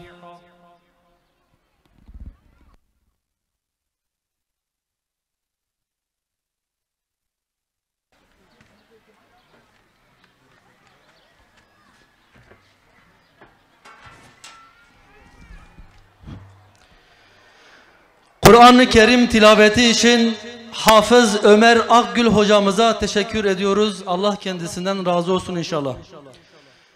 Diyarbakır'ın fethi insanlık tarihinde eşine az rastlanan fetihlerden birisidir. Mekke'nin fethiyle kaderdaştır. Ciddi bir karşı koyma ve savaş olmadan Diyarbakır fethedilmiştir.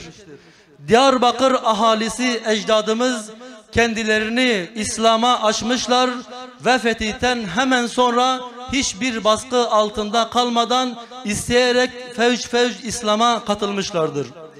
Rabbim ecdadımızdan razı olsun ki bizlere böylesi aydınlık bir mirası bıraktılar. Değerli Diyarbakırlılar, şimdi de ilahilerini seslendirmeleri için Özlem Ajans sanatçılarını sahneye davet ediyorum.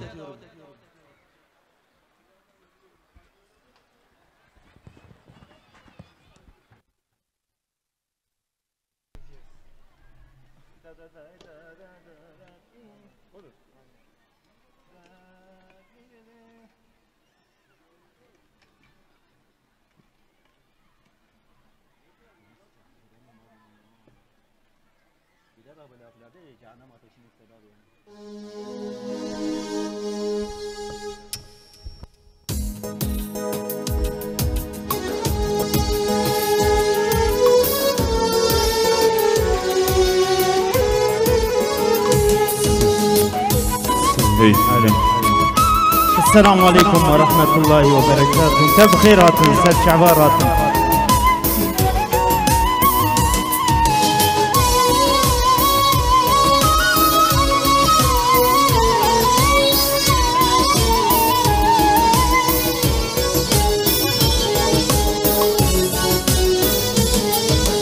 حيش هزار نفري بون حزارك سحابي بون عشقا پیغمبری بود و بردان دور آمد و بردان دور آمد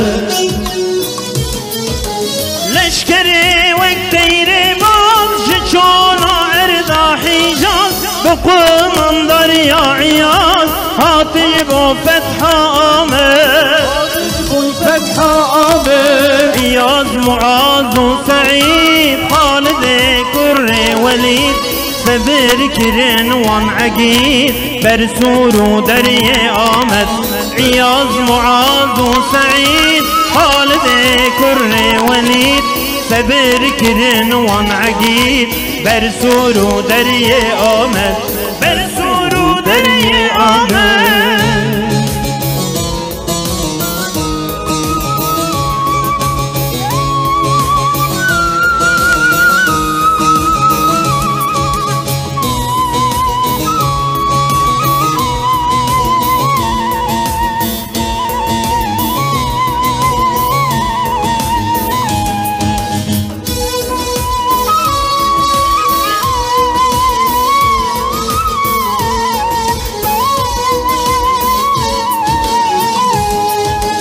بردست سبهداد بن ترکا سورادا کتن نوا باجاردا بدست خستن آمد بدست خستن آمد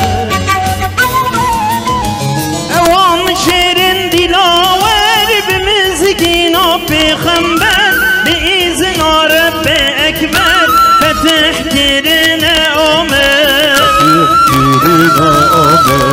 Evde sal pişti hicret daveta İslamiyet denge Kur'an hidayet ve lav bu yel amet Evde sal pişti hicret daveta İslamiyet denge Kur'an bereket bilindi bu yel amet bilindi bu yel amet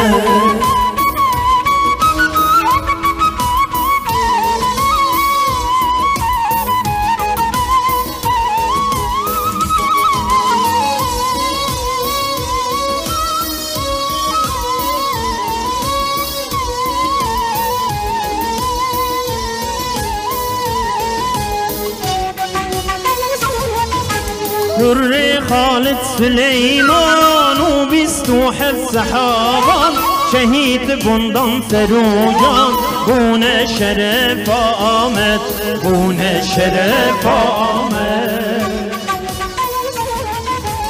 evan şeri dilaver bimizgina peygamber biizin Rabbi ekber fetih dirine Ahmet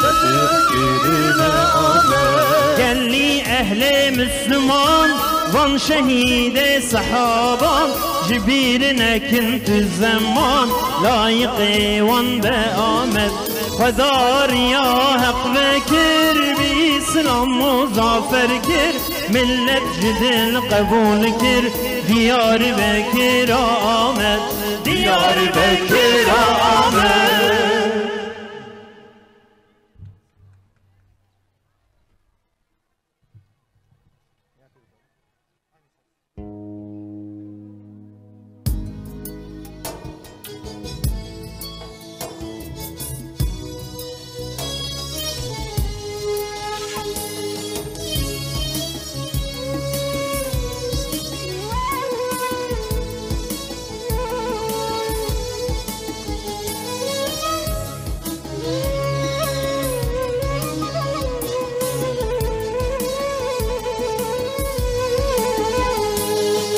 Ashab-ı kiram çok cefa çekti Cennetin talibi talebeleri Ashab-ı kiram çok cefa çekti Cennetin talibi talebeleri Açlık yorgunluk işkence derken İşittik Sümeyye ana şehittir Açlık yorgunluk işkence derken İşittik Sümeyye ana şehittir Hevvare hevvar hevvare hevvar Eshabın çilesi yürekler yapar Hevvare hevvar hevvare hevvar Mekke çöllerinde dinmezler yatlar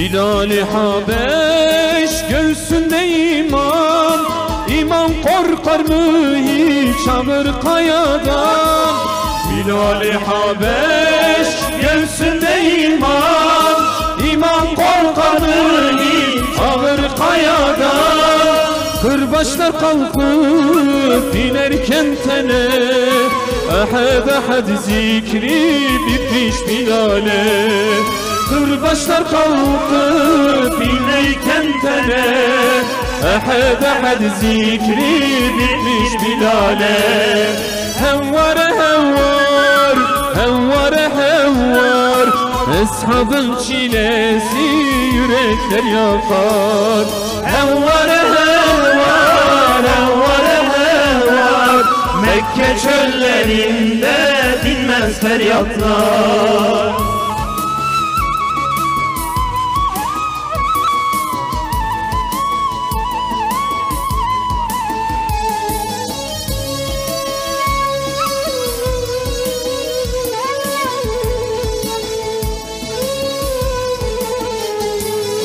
Bir Ebu Bekir kardeşten öte Gündüzler ağlıyor gece işkence Bir Ebu Bekir kardeşten öte Gündüzler ağlıyor gece işkence Kardeşler esir müşrik elinde Koşuyor dostuna ne yapsın diye Kardeşler esir müşrik elinde Koşuyor dostuna ne yapsın diye Hevvare hevvar hevvare hevvar Ömrün çilesi yürekler yakar Hevvare hevvar hevvare hevvar Mekke çöllerinde dinmez feryatlar.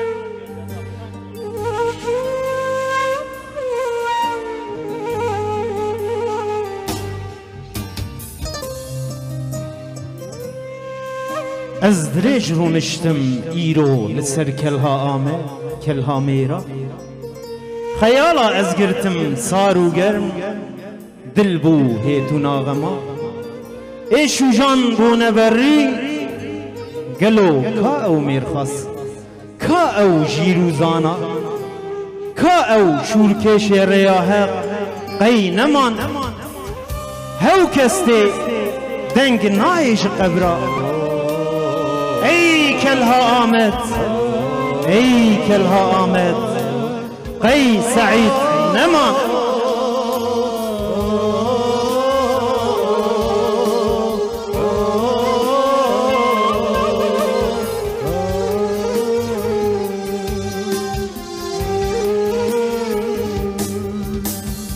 ایدی بس دریج رونی لسر کلها آمده توی مرخواسی عصر ای دله تو ناغما او خیال صاروین کتنه تل تاریخ شورکش وری حق توی دنگ مقبرا شورکش وری حق توی دنگ مقبرا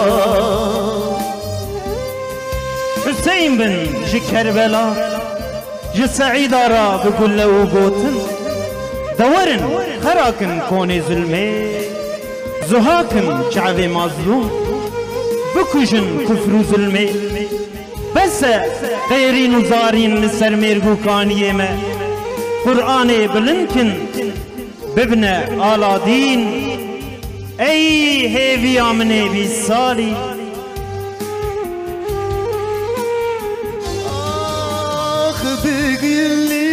قاتلن امجد وسعيدارا هر یک حسین نمد کربلا بدهریدا بدرد تندن خواه باری تلمل خوکر مزگینی دی بجیبون هیوین تیبی sana mezgini dibi cibun hediye teybi sana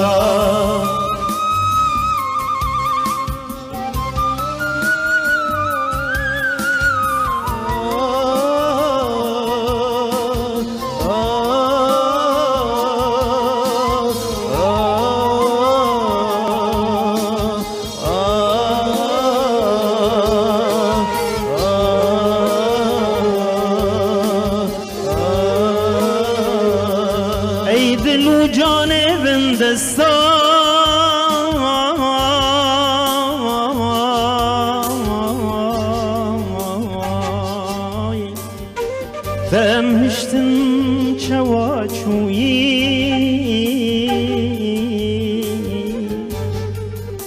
ترساد لی پرستای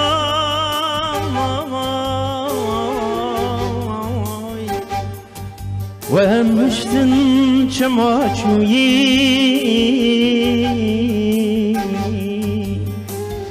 لو مالا و دمشتن چواچویی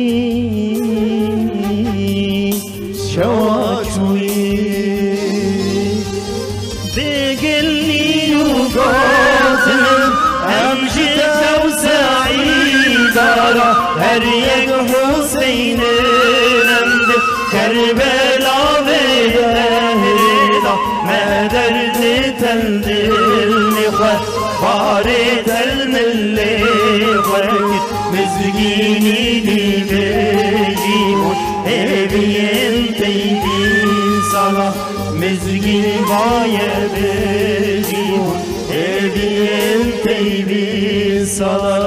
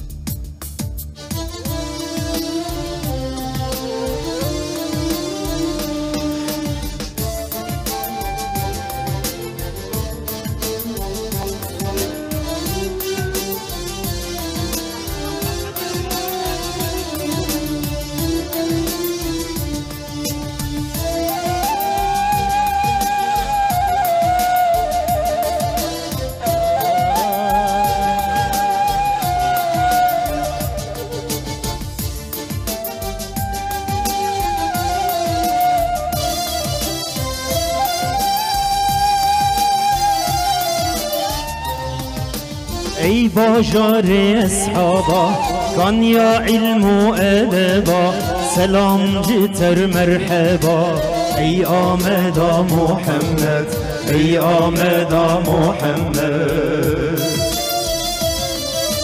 فسن و پیرازیات دیندار دل سازیات تج اصحاب بازیات ای آمدا محمد ای آمدا محمد ای آمدا محمد ای آمدا محمد ای آمدا محمد ای آمدا محمد.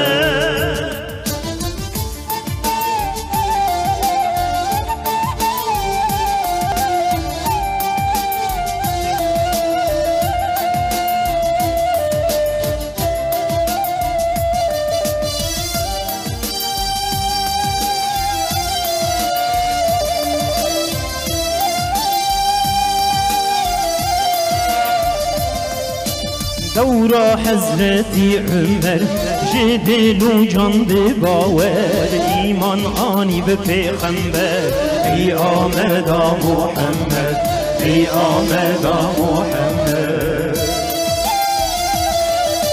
جه پاشلا خواب ایمان که پیشیوان پهلوان در خستید بر قرآن ای آمدا محمد ای آمدا محمد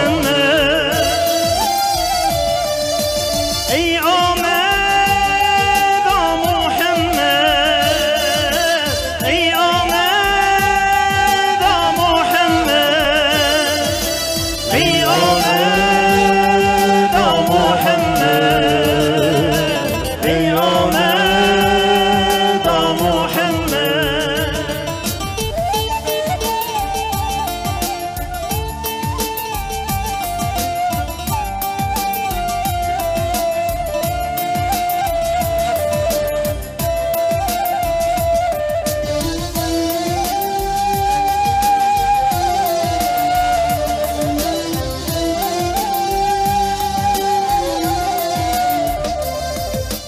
دیروکات گونو کر روشات مزگف کسور جامیا مزن خوش بنور ای آمدا محمد ای آمدا محمد. جه حضرتی سلیمان بلد بدنگ ازان چه قص خوشل عزمان ای آمدا محمد ای آمدا محمد ای آمدا محمد ای آمدا محمد ای آمدا محمد ای آمدا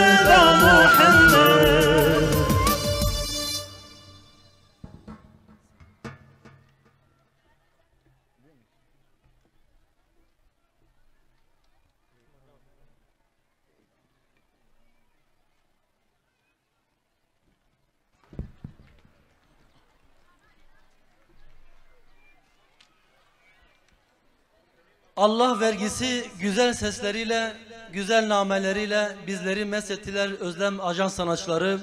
Kendilerine teşekkür ediyoruz. Allah onlardan razı olsun inşallah. Kıymetli Diyarbakırlılar, 8.000 kişilik aydınlık ordusu Diyarbakır surlarına dayandı. Aralarında 1000 kadar ashab vardı. Allah Resulü sallallahu aleyhi ve sellemin dizinde yetişmiş, onun öğretmenliğinde Kur'an terbiyesi almış olan ashabı elbette ki Diyarbakır halkının gönlünü kazanacaktı ve öyle de oldu. Diyarbakır halkı hiçbir mukavemette bulunmadan şehirlerini ve gönüllerini aziz İslam'a teslim etmişler ve sahabeleri ebediyen diyarlarında misafir etmişlerdir. Şimdi de fetihle alakalı konuşmalarını yapmaları üzere Şehitler Kervanı Platformu Başkanı Molla Ömer Çelik hocamıza davet ediyorum.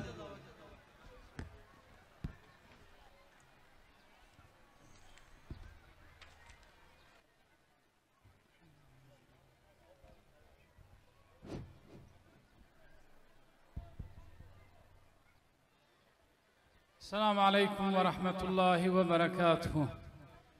Değerli kardeşlerim, bacılarım, hepiniz programımıza hoş geldiniz, sefalar getirdiniz. Cenab-ı Allah hepinizin ecrini kat kat versin inşallah. Bizleri burayı fetheden kutlu ashabın yolundan ayırmasın inşallah. Değerli kardeşlerim, Diyarbakır'ın fethini anlatmadan önce fetihle işgal arasındaki farkın bilinmesi gerekir. Yani fetih nedir, işgal nedir? Bu bilindikten sonra Diyarbakır'ın fethinin kıymeti daha güzel anlaşılır. Fetih temel gayesinde şu ayet-i kerime yatar. İza caa nasrullahi vel feth ve ra'eyten nas yedhulun fi dinillahi efvaca fesebbih bihamdi rabbike ve estağfirhu innehu kâne tevvâba. Allah'ın nesri, fethi sana geldiğinde artık Rabbini çok hamd ile tesbih et, ona tövbe et. Muhakkak ki Allah tövbeleri çok kabul edendir. İslam'daki fethin temel felsefesi bu ayet-i kerimedir.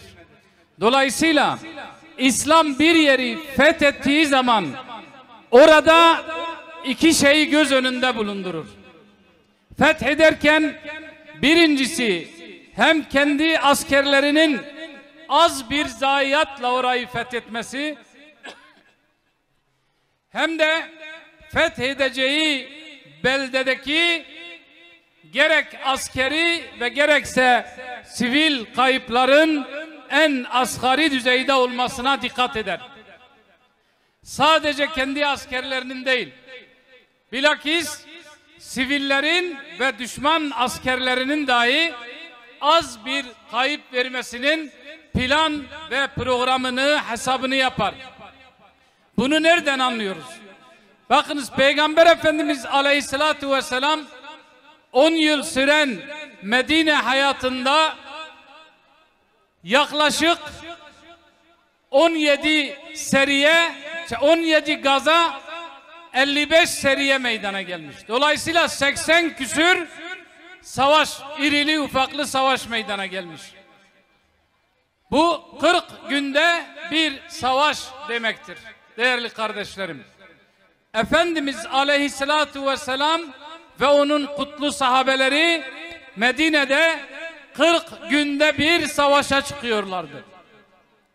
Bu 10 yıl süren 80 küsür savaşta ölen, şehit olan Müslümanların sayısı 316 ile 330 arasında değişiyor.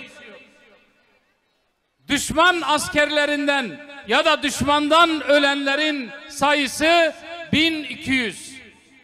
Bunun 600'ünü Müslümanlara Medine'de ihanet eden, Müslümanları arkadan vurmaya çalışan Beni Kureyza Yahudilerini çıkarırsak geriye 600 tane kalıyor. Bakın 10 yıllık bir savaş süreci olacak. 40 günde bir savaş meydana gelecek ama ölen insanların sayısı 1200 olacak. İslam'ın insan hayatına ve şehirlerin imarına verdiği değer ve kıymet açısından çok önemli bir belgedir bu bizim için. Bir ikincisi, İslam bir beldeyi fethettiği zaman o beldede maddi ve manevi kalkınmayı esas alır. Tahribatı değil, maddi ve manevi kalkınmayı İslam esas alır. Bundan dolayıdır ki Dimaşk bölgesi, Şam bölgesi fethedildikten sonra fethedilmeden önceki halinden çok daha imar, çok daha mamur, çok daha zengin idi.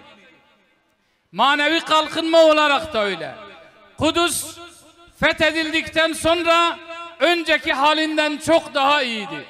İstanbul fethedildikten sonra önceki halinden çok daha iyiydi ki önceki hali birkaç surun içerisine hapsedilmiş bir şehir iken çok kısa bir zamanda büyük bir metropol haline geliyor. Diyarbakır da aynen öyleydi.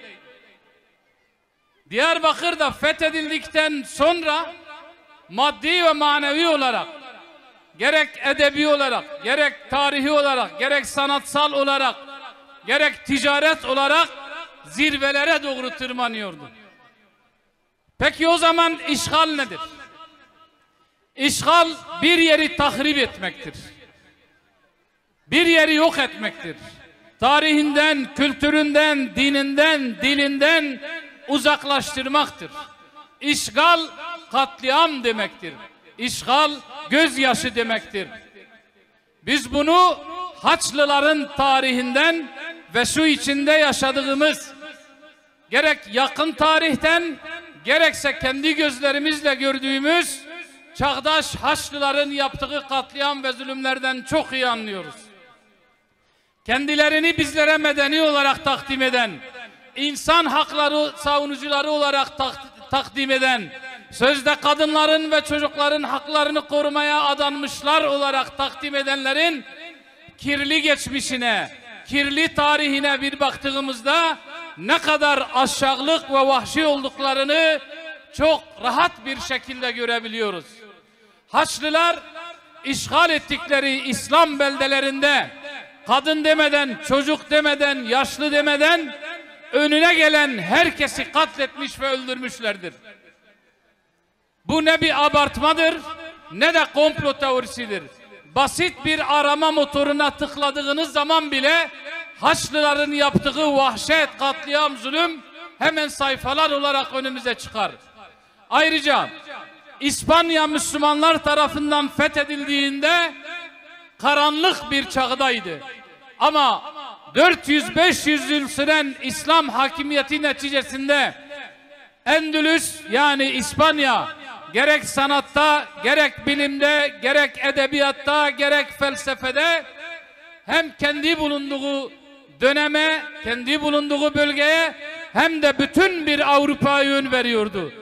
Öyle ki Avrupa'nın meşhur kiliseleri, papaz yetiştiren, rahip yetiştiren kiliseler rahip atayacakları zaman Endülüs'teki İslam medreselerinden icaze almayı neredeyse şart koşacak bir hale geldi. Ama Endülüs tekrar İspanya'nın Haçlıların eline geçtiğinde aradan bir yıl gibi bir zaman geçtikten sonra Müslümanları çarmıha gerip canlı canlı yakıyorlardı dinlerini değiştirmeleri için. Dillerini konuşmamaları için. İslam adına ne varsa, iman adına ne varsa en vahşi bir şekilde Engizisyon mahkemelerini kurarak tarihin en acımasız işkencelerini yaparak Müslümanları katlediyorlardı. Yine 15. yüzyıldan itibaren başlayan sömürgecilik 18. yüzyılda zirveye çıktığında bakın İngiltere, Fransa, Almanya, İtalya Portekiz, İspanya, bunlar işgal ettikleri ülkede yüz binlerce insanları katlettiler.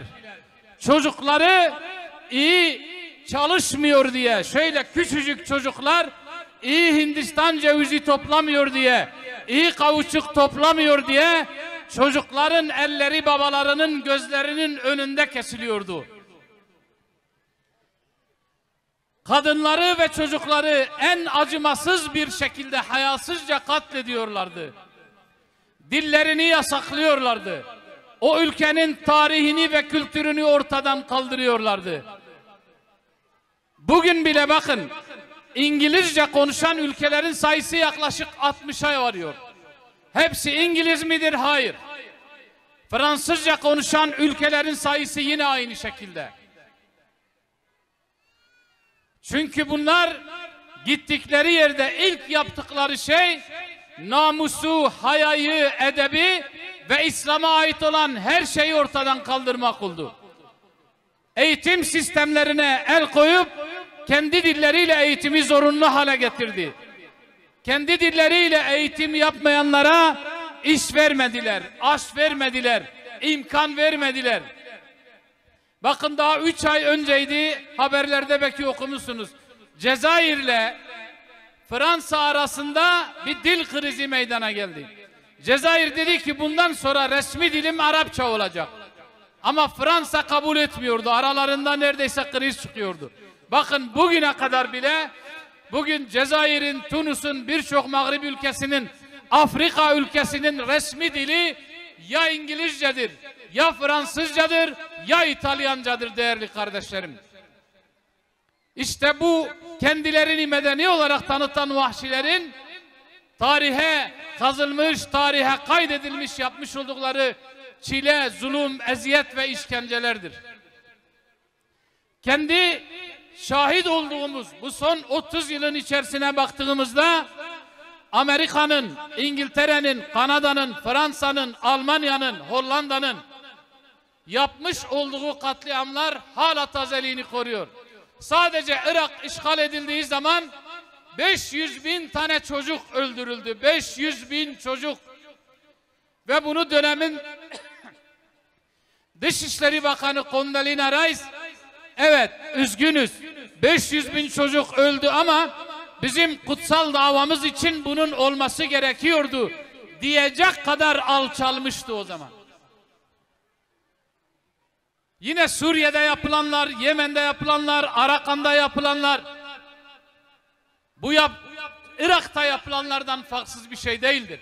Ve bunlar bütün dünyanın gözü önünde yapılıyor.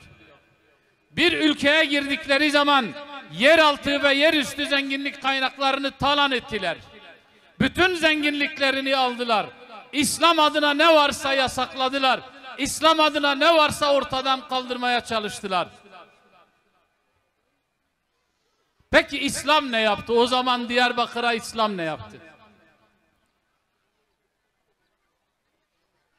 İslam orduları Diyarbakır kapılarına dayanmadan önce Diyarbakır'a 2 süper güç hükmederdi. Bazen Sasani İmparatorluğu Diyarbakır'a hakim olur, bazen Bizans İmparatorluğu Diyarbakır'a hakim olurdu. Sasaniler şehri ele geçirdiği zaman binlerce insanı katleder, kadınlara en ağır hayasızca fiilleri uygun görür, çocukları öldürür, şehri komple yağmalar ve yakarlardı. Bizans ele geçirdiği zaman yine aynı şeyi yapardılar. Çünkü bunların tarihinde vahşet var. Bunların tarihinde vahşet var, kültüründe vahşet var. Putperest bir kültür. Bakın Bizans kendi arasında bile 1204 yılında Katoliklerin Konstantiniye'yi, İstanbul'u işgal ettikleri zaman on binlerce Protestan Hristiyanı katlettiler, öldürdüler, Ayasofya'yı tahrip ettiler. Kadınlara en kötü, en hayasızca fiilleri yaptılar. Rahibeleri öldürdüler, rahipleri öldürdüler. 3 gün boyunca komutanları şehri yağmalamaları için onlara müsaade etti. Çünkü bunların tarihi yağmadır, tarihi vahşettir bunların. İslam orduları buraya gelmeden önce Kürtler sadece bir etnik gruptu, o kadar. Onun dışında İslam öncesine dair özellikle milattan sonra, milattan önce erili ufaklı devletler olmuş ama milattan sonra Kürtlerin bir devleti olmamış. Kürtler ya Bizans'ın askerleri olmuşlar, ya çocuklarını Bizans'a kurban etmişler zoraki olarak, ya da Sasani İmparatorluğu'na kurban etmişler. Ekonomik olarak, tarihi olarak, kültürel olarak hep geri planda görülmüşler. Ama İslam orduları buraya girdikten sonra Kürt halkı izzet ve şerefle buluştu. Karanlıklardan kurtuldu, aydınlığa çıktı. Etnik kimlikten devlet olma düzeyine geldi ki 4. asırda Kafkasya bölgesinde Şeddadiler adı altında büyük bir devlet kurdular. O tarihten sonra Kürtler, İslam buraya geldikten sonra Kürtler asla yerel yönetimlerini 1800'lü yıllara kadar, tazminata kadar kaybetmediler. Hep kendi kendini yönettiler, kendi kendini idare ettiler. İslam'dan önce Kürt bilim adamı, Kürt edebiyatçısı, Kürt şairleriyle ilgili elimizde ciddi anlamda bir kaynak yok. Ama İslam'dan sonra tarih kitaplarına baktığımızda, edebiyat kitaplarına baktığımızda Şehrezuri'den tutun, Malay Ceziri'den tutun, Fakih Teyra'dan tutun, Ubeydullah el-Kurdi'den tutun, Taceddin Kurdi'den tutun, Abdurrahman el-Kurdi'den tutun, ta ismini sayamayacağımız onlarca, yüzlerce felsefeci, bilim adamı, matematikçi, filozof, hadis, tefsir, fıkıh alanında hala bile eserlerinden istifade ettiğimiz korkunç bir hazine ortadadır. Ama bütün bunlar olurken karşı fetih dedikleri, biz ona karşı işgal diyoruz. Karşı işgalle Müslümanların buraya hakimiyetini sindiremeyen insanlar, kendi halklarını tekrar Bizans'ın uşağı etme, Bizans kültürüne yamama ya da Yunan kültürüne yamamak için elinden gelen her şeyi yaptılar. 1940'lı yıllardan sonra özellikle okul kitaplarında, ülkemizde okul kitaplarında Bizans putperest kültürüne ve Yunan kültürüne fazla atıfta bulunarak onları zorunlu hale, edebiyat kitaplarında zorunlu hale getirmeleri bu karşı işgalin bir neticesi, bir parçasıdır. Fatih Sultan Mehmet'in İstanbul'u fethini kötü göstermek, kendisini kötü göstermek, onunla alay etmek ya da fetihle alay etmek bu karşı işgalin bir neticesidir. 1000 yıllık kültürün, 1000 yıllık tarihin bir gecede harf inkılabıyla koca bir toplumun bir anda cahil olması bu karşı işgalin bir neticesidir. Kendi kültürünü uygulayanlara ceza vermek bu karşı işgalin bir neticesidir. Camilerin ahırlara çevrilmesi bu karşı işgalin bir neticesidir. Ama bunlar bizatihi Fransızlar, İngilizler, Almanlar, İtalyanlar eliyle değil, içimizdeki insanların eliyle gerçekleşti. Diyarbakır da bundan nasibini aldı. Diyarbakır için de aynı şey söz konusudur. Kendi putperestliklerine, ateşperestliklerine özlem duyan insanlar Diyarbakır'ın fethini, sahabeleri, İslam'ın kutsallarını, İslam'ın değerlerini halkın gözünde küçük düşmeye çalıştılar. İftiralarla, yalanlarla insanları kandırmaya çalıştılar. Bakın o iftiralardan bazıları. Diyor ki Arap orduları, Arap askerleri Diyarbakır'a girdikleri zaman 100.000'den fazla Kürdü öldürdü. Kadınların saçlarını kesip köle pazarlarında sattılar. Arapça konuşmayanların dillerini kestiler. Ve bunu maalesef şiddet bizim gençlerimize inandırdılar. Oysa bugün Osmanlı nüfus kayıtlarına baktığımızda 1870-71 yıllarında Diyarbakır'ın nüfusu Osmanlı kayıtlarına göre 21.850. Bir kısım batılı kayıtlarda ise 40-50 bin gösteriyor. 21.850 olan nüfusun 11.500'ü gayrimüslimdir. Bunun içerisinde Ermeni Ortodoks, Rum Ortodoks, Süryaniler, Keldaniler ve Yahudiler var. toplam 11.500 Müslüman nüfustan daha fazla. Bu nasıl bir katliamdır? Bu nasıl bir zorla din değiştirmedir ki? Fetihten 1150 sene sonra bile şehrimizdeki gayrimüslimlerin sayısı Müslümanlardan daha fazla oluyor. Ve şehirde alimlerin dışında, bir kısım idarecilerin dışında, bir kısım ordu komutanlarının dışında şehirde Arapça konuşmasını bilen tek bir insan yok. Bu nasıl dil yasaklamadır? Değerli kardeşlerim, sözü fazla uzatmayacağım. Eğer bizler kendi tarihimizden habersiz olursak, kendi tarihimizi bilmezsek, bizi bekleyen çok ciddi tehlikeler var. Bizler ya bu yüce İslam davasının ağır yükünü omuzlarımıza yükleriz ve omuzlarımız o ağır yükün altında ezilir, ya da fırsat ellerine geçtiğinde bize Endülüs'ü yaşatırlar. 6-8 Ekim olaylarında azıcık bir fırsat ellerine geçtiğinde yaptıkları vahşet Endülüs'te Haçlıların yaptığı vahşetten daha az değildi. Değerli gençlerimiz, kendi tarihinden, kendi kültüründen uzak yaşadığımız andan itibaren biz ya Bizans'ın zulmü altında eriyeceğiz, ya Avrupa'nın, Batı'nın zulmü altında eriyeceğiz. Bugün bile bazı Kürt bölgelerinde Kürt gençlerini, Kürt çocuklarını İngilizlere ve Amerikanlara asker edip onların uğruna öldürdükleri gibi. Bizler Müslümanız. Allah'a ve ahiret gününe iman etmişiz. Bizler kendi kültürümüze dönmek, kendi kültürümüzle hemhal olmak, Batı menşeli, Batı kültürünü içimizden çıkarıp atmak zorundayız. Maalesef bir eksiğimiz, bir hatamız da bizler karşı işgali sadece fiziki işgal olarak anlıyor olmamızdır. Karşı işgal hareketi sadece fiziki işgal değildir. Beynimizi işgal etmişler, ruhumuzu işgal etmişler. Dışarıya çıkıp Türkiye'nin genelinde komple baktığımız zaman tıpkı Bizanslılar gibi giyiniyoruz. Batılılar gibi oturup kalkıyoruz. Batılıların müziklerini dinliyoruz. Onların konuşmalarını konuşuyoruz. Onların kültürüyle oturup kalkıyoruz. İşte maalesef bunda başarılı oldular. Çünkü onlar çok iyi biliyorlar ki kendi öz kültüründen kopan, İslam'dan kopan, Allah ve Resulünden kopan hiçbir nesil onların zulmüne, küfrüne, şirkine ve hayasızlığına karşı çıkamayacaktır.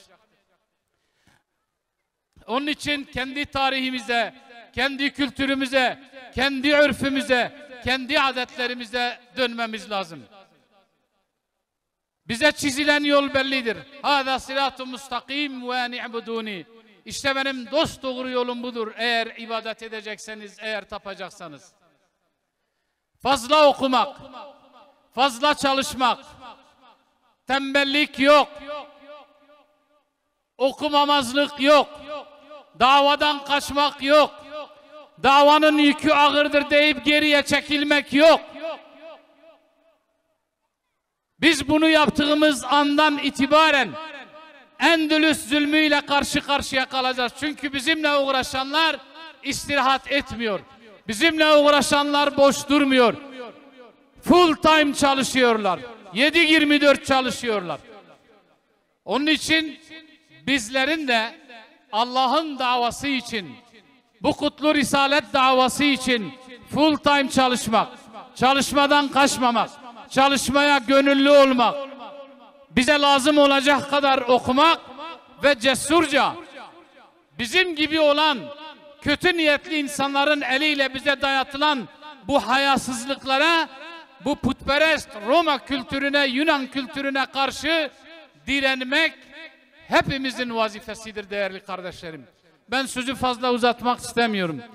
Cenab-ı Allah burayı fetheden kardeşlerimizden, sahabelerden, onlara su taşıyandan, onların hayvanlarına, atlarına bakıcılık yapanlardan, Allah için kılıç sallayanlardan ebeden razı olsun. Onların makamlarını âli eylesin. Onların makamlarını yüce eylesin. Onlar hangi fetih şuuru ile buraya geldilerse bizlere de aynı şuuru nasip eylesin. Öyle ki kaybolmuş yürekleri önce fethedelim. Kaybettiğimiz yürekleri önce fethedelim.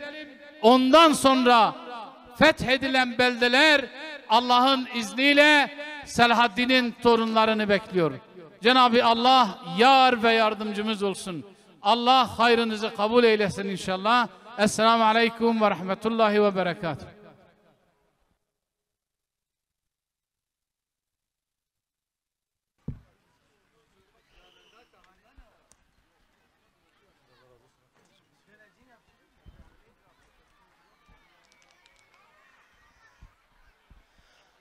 Bu güzel ve anlamlı konuşmalarından ötürü Şehitler Kervanı Platformu Başkanı Molla Ömer Çelik hocamıza teşekkür ediyoruz. Allah kendisinden razı olsun diyoruz inşallah. Değerli misafirler, Diyarbakır'ın fethi ile alakalı hocamız güzel, anlamlı bir konuşma yaptılar. Fakat daha geniş bilgi sahibi olmak için istiyorsanız girişte stand kurulmuş, orada Sadullah Aydın'ın kaleme aldığı Diyarbakır'ın fethini anlatan kitaplar şu an satılmaktadır.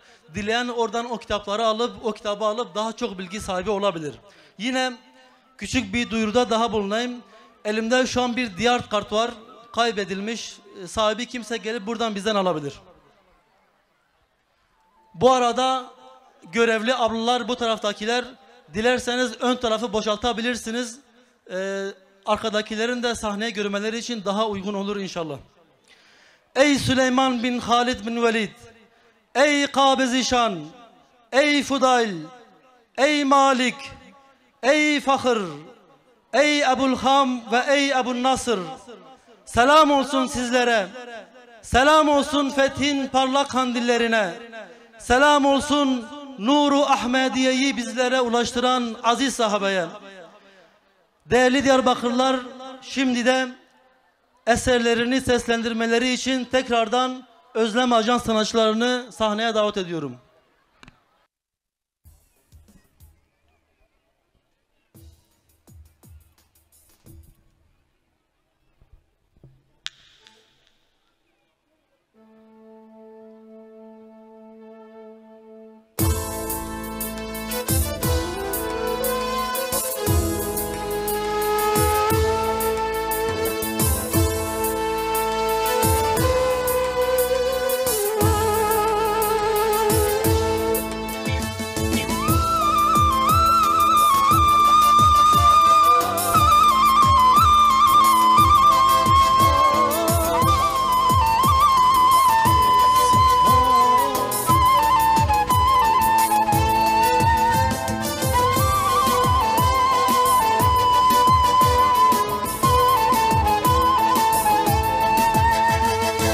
İftihara yaz Halid Sa'id Muaz Ev leşkerin serferaz La amede piroz be Bilunura peygamber Tec Medina münevver Ve eshabın dilaver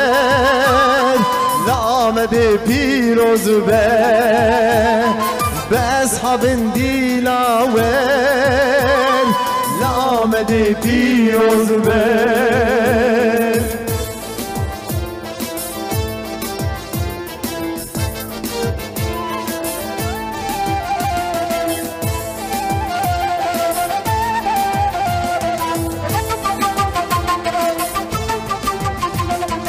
Eyyamed kelhamirayi kan yaşirayi vargehi ezhabayi Eyyamed kelhamirayi kan yaşirayi vargehi ezhabayi Nura Muhammedani eshab-ı mirani Zillet elani Lamede piroz be Zillet elani Lamede piroz be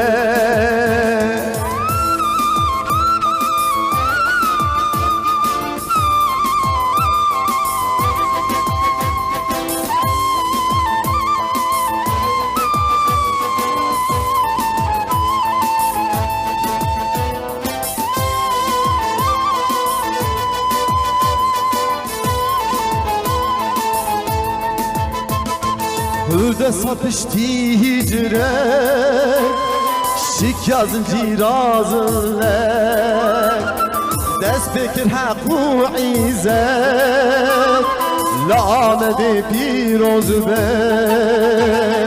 دست بکر حق و عیزت لآمد پیروز به آگیر پول پرستان نجیس و خاش پرستان فتیانه و زور دستان لآمد پیروز به فتیانه و زور دستان لآمد پیروز به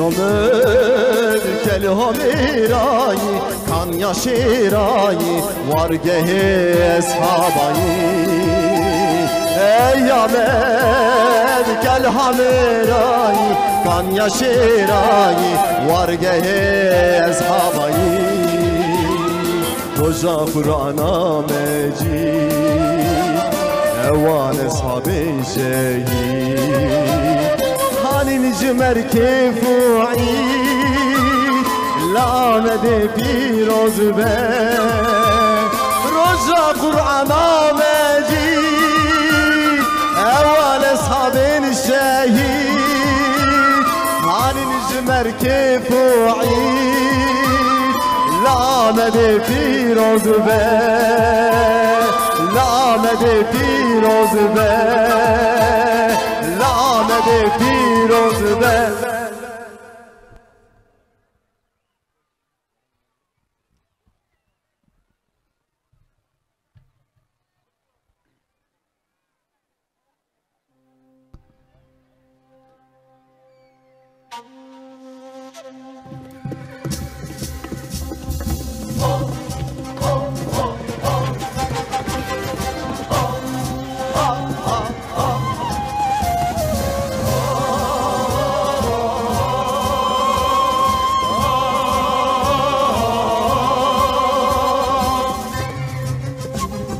Kutlu sefer açıldı mübarek bir fetihine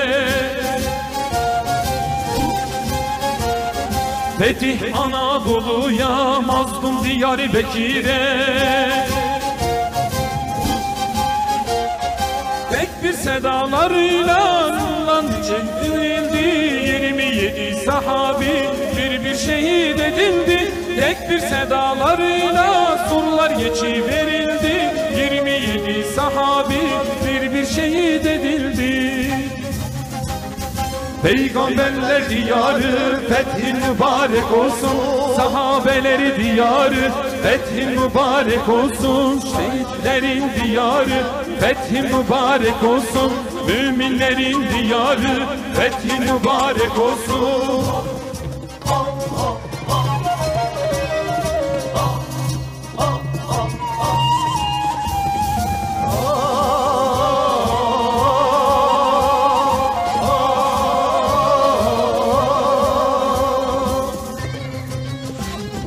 Sabır iman sahibi 8.000 cengaver ile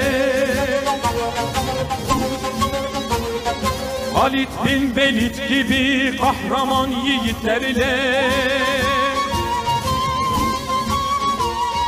Fethin mimari oldu şanlı İyaz bin Ganem Can fedaya geldiler Muhammed'i neferler Fethin mimari oldu şanlı İyaz bin Ganem Can fedaya geldiler Muhammed'i neferler Peygamberler diyarı fethin mübarek olsun Sahabeleri diyarı fethin mübarek olsun Saidlerin diyarı fethin mübarek olsun Müminlerin diyarı fethin mübarek olsun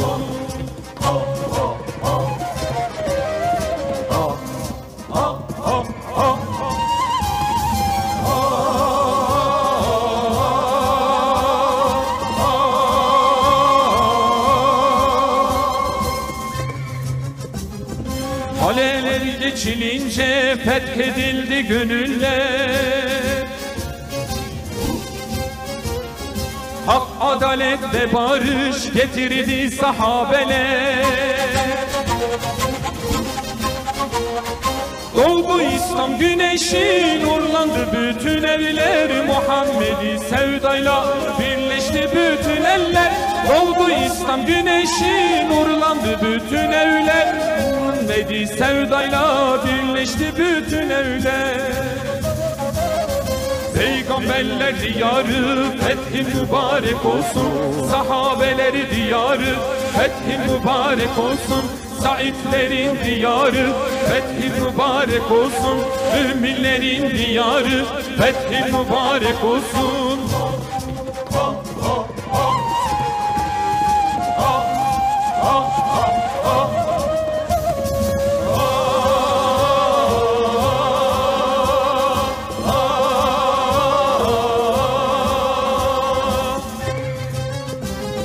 Gökyüzüyle buluşan devasal kalelerde dalgalandı İslam'ın sancağı ta göklerde. Gölgesinde olanlar ebediyen güvende. Tarumar olan düşman söyle şimdi nerede? Gölgesinde olanlar ebediyen güvende. Tarumar olan düşman söyle şimdi nerede? Peygamberler diyarı fethi mübarek olsun. Sahabeleri diyarı fethi mübarek olsun. Saitlerin diyarı fethi mübarek olsun. Müminlerin diyarı fethi mübarek olsun.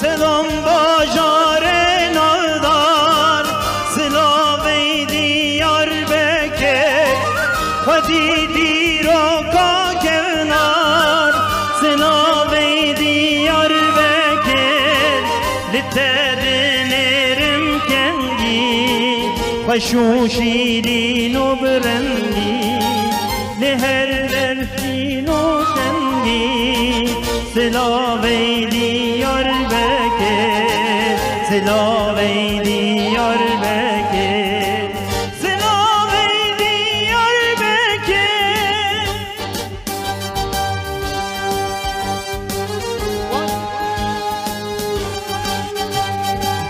Var emir hasu merdan, Kadini şanu destan, şer-i daimli meydan, silave diyar bekir. Şer-i daimli meydan, silave diyar bekir. Silave diyar bekir.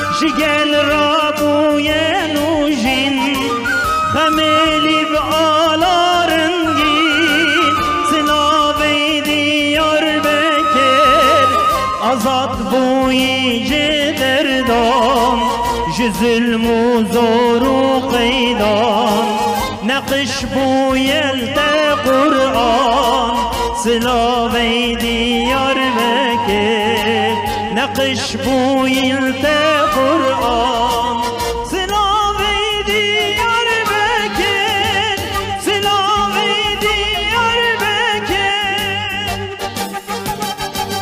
صحابی انتخمبر لدورا امام عمر كرن ولا تجمل سلاوي ديار بكر كرن ولا تجمل سلاوي ديار بكر سلاوي ديار بكر سلاوي ديار بكر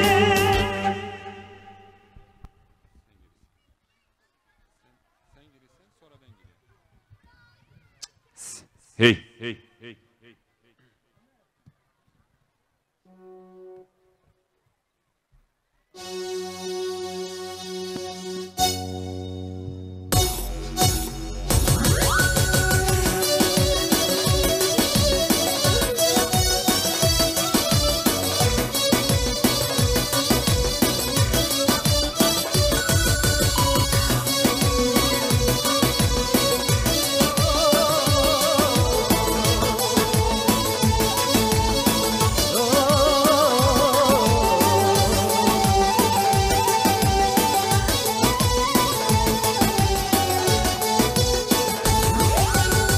محمد نورانی جوابا قرآن دانی ام دوری هاتم هم خلاصی یا انسانی محمد نورانی جوابا قرآن دانی ام دوری هاتم هم خلاصی یا انسانی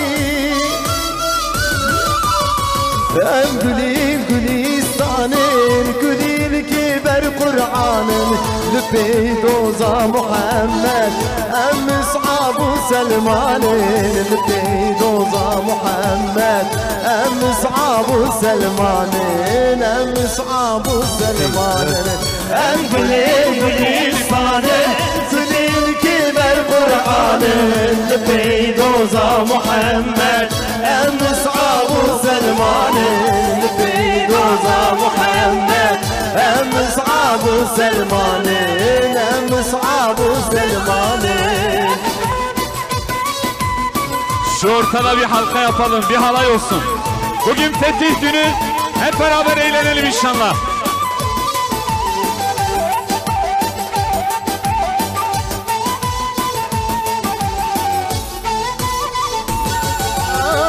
رزانه پیشامی آبا حیاتامیه رون یهار یامیه محمد هدیامیه رزانه پیشامیه آبا حیاتامیه رون یار یامیه محمد هدیامیه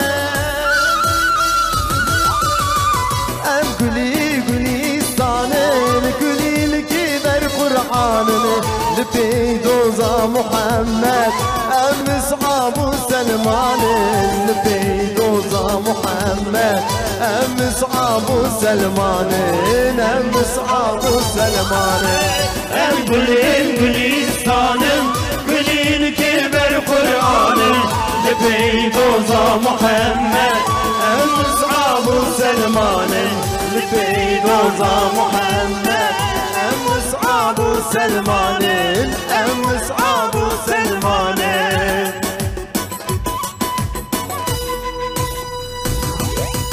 Gür bir seda ile hep beraber önderlerimize selam diyoruz.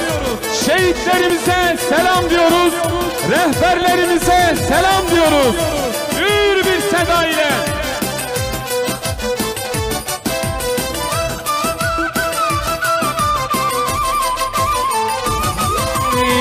Tarihte şanlı adımız, dilenmemiş bakanlığımız. Tarihte şanlı adımız, dilenmemiş bakanlığımız. Feda Kur'an'a canımız, şehitlerimize selam. Feda Kur'an'a canımız, önderlerim hep beraber. Önderlerime selam, rehberlerime selam. Önderlerime, rehberlerime, şehitlerime selam, selam olsun. Şehitlerime selam, selam olsun.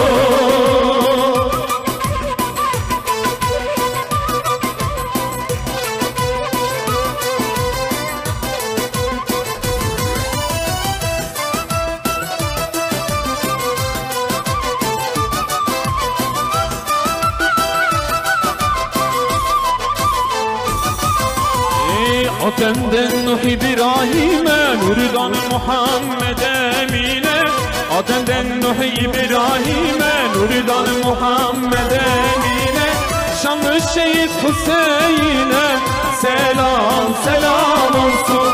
Şanlı şehit Hüseyin'e selam, selam olsun. Önderlerime, rehberlerime, önderlerime, rehberlerime, şehitlerime selam, selam olsun. Şehitlerime selam, selam olsun.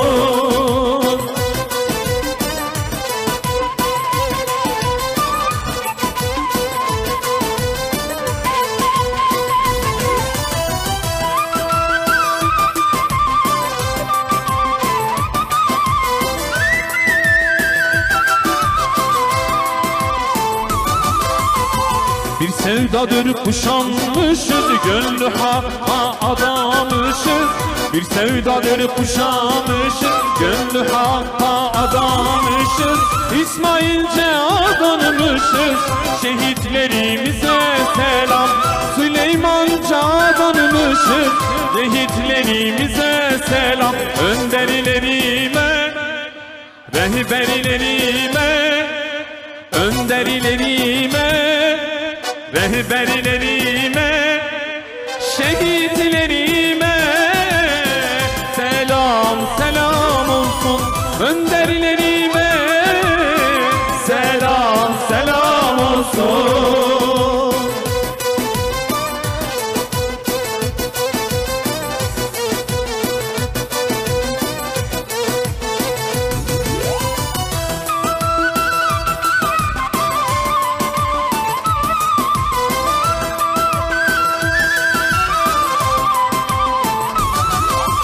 Geçtik yardan masivadan, can aşkıyla bu dünyadan. Geçtik yardan masivadan, can aşkıyla bu dünyadan.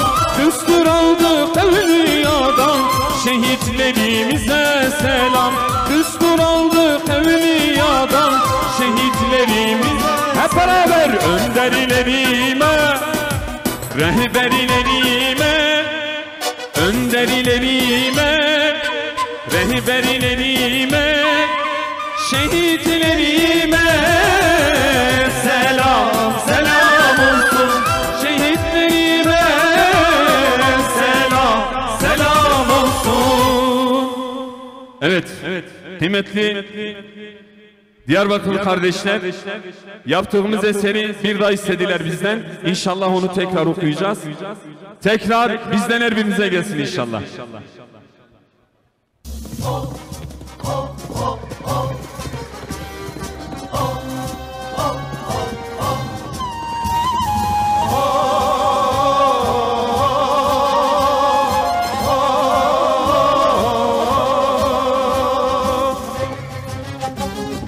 Kutlu sefer açıldı mübarek bir fetihle.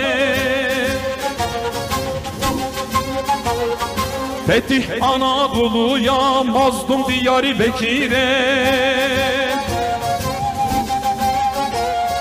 Tek bir sedalarıyla surlar geçiverildi 27 saat. sahabi bir şehit edildi. Tekbir sedalarıyla surlar geçiverildi. 27 sahabi bir şehit edildi. Peygamberler diyarı fethin mübarek olsun. Sahabeleri diyarı fethin mübarek olsun. Saidlerin diyarı fethin mübarek olsun. Müminlerin diyarı fethin mübarek olsun.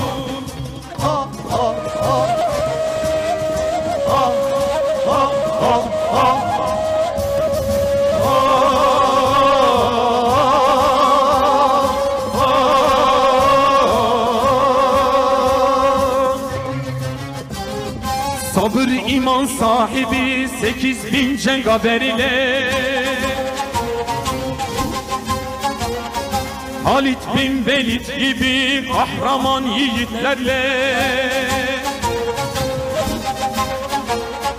Fethin mimarı oldu şanlı İyaz bin Ganem. Can fedaya geldiler Muhammed'in neferler. Fethin mimarı oldu şanlı İyaz bin Ganem. Can fedaya geldiler Muhammed'in neferler. Hep beraber Peygamberler diyarı fethin mübarek olsun. Sahabeleri diyarı fethin mübarek olsun. Saidlerin diyarı fethin mübarek olsun. Müminlerin diyarı fethin mübarek olsun. Ha ha ha. Ha ha ha ha.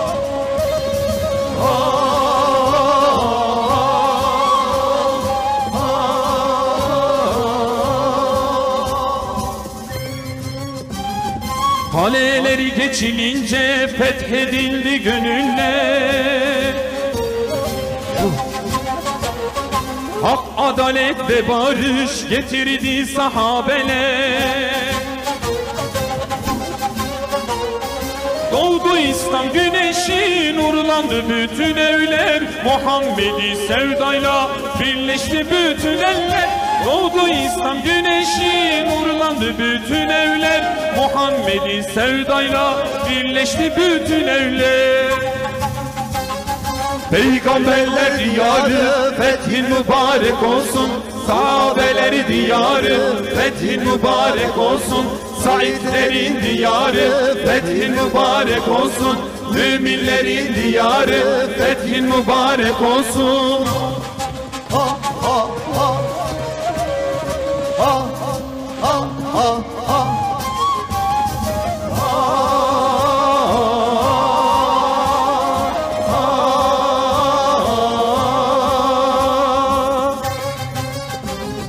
Gökyüzüyle buluşan devasal kalelerde dalgalandı İslam'ın sancağı ta göklerde. Gölgesinde olanlar ebediyen güvende. Tarumar olan düşman söyle şimdi nerede? Gölgesinde olanlar ebediyen güvende. Tarumar olan düşman söyle şimdi nerede? Peygamberler diyarı fethin mübarek olsun. Sahabeleri diyarı fethin mübarek olsun. Saidlerin diyarı fethin mübarek olsun. Müminlerin diyarı fethin mübarek olsun. Allah razı olsun.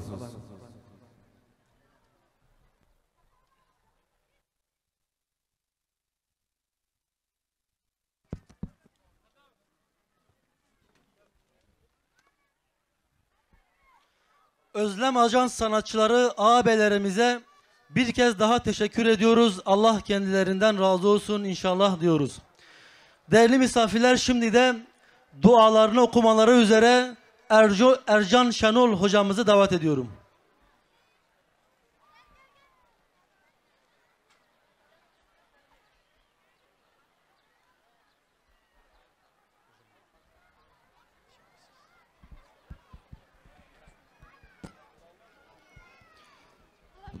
Euzu billahi mineşşeytanirracim. Bismillahirrahmanirrahim. Elhamdülillahi Rabbil alemin ve salatu ve selamu ala Resulina Muhammedinil emin. Allah'ım saltanatının azameti, veçhinin celali kadar sana hamdolsun. Bizler zatını hakkı ile hamd etmekten aciziz. Razı olacağın ve zatına yakışır bir hamd ile sana hamd ederiz. Saltanatının azameti, vechinin celali kadar Efendimiz Hazreti Muhammed Aleyhisselatü Vesselam'a ve ehli beytine salat ve selam olsun. Allah'ım İslam'la şereflenmemize, bizleri ve atalarımızı küfür ve şirk bataklığından kurtarıp makamların en yücesi olan zatına kulluk makamına ulaşmamıza vesile olan Peygamber Efendimizin güzide ashabına selam olsun. Onların makamlarını yüce eyle. Onları ve bizleri merhametinle af eyle. Efendimizin Havz-ı Kevser'inde buluşmayı nasip eyle.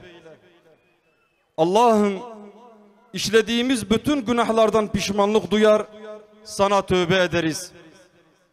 Tövbelerimizi kabul et. Günahımızı temizle. Duamızı kabul buyur. Ayaklarımızı sabit kıl. Dilimizi doğru yap. Kalplerimize hidayet ver. Göğsümüzdeki kin ve hasedi çıkar. Allah'ım sahabe efendilerimizin canı pahasına bizlere devrettikleri bu kutlu davayı ve sancağı canı pahasına korumayı ve gelecek nesillere izzetle devretmeyi bizlere nasip eyle. Bizleri zatına layık bir kul, Efendimiz'e layık bir ümmet ve bu kutlu davaya layık bir er eyle. Allah'ım bizlere, kavmimize ve şehrimize hakikati görecek basiret ve hakikate uyacak irade nasip et. Batılı görecek basiret ve ondan uzaklaşacak irade nasip et. Allah'ım İslam düşmanlarının İslam alemi üzerine oynadıkları oyunları ve kurdukları hileleri boşa çıkar. Bizlere basiret, şuur ve onların hilelerini başlarına geçirecek, tuzaklarını boşa çıkaracak yolları kolaylaştır. Şehrimizi, beldemizi, batının ve onların yerli uşaklarının planlı ifsat ve hayasızlıklarından koru. Ey Rabbimiz, gençlerimize onların gerçek yüzlerini ve niyetlerini görecek ve anlayacak basiret ver.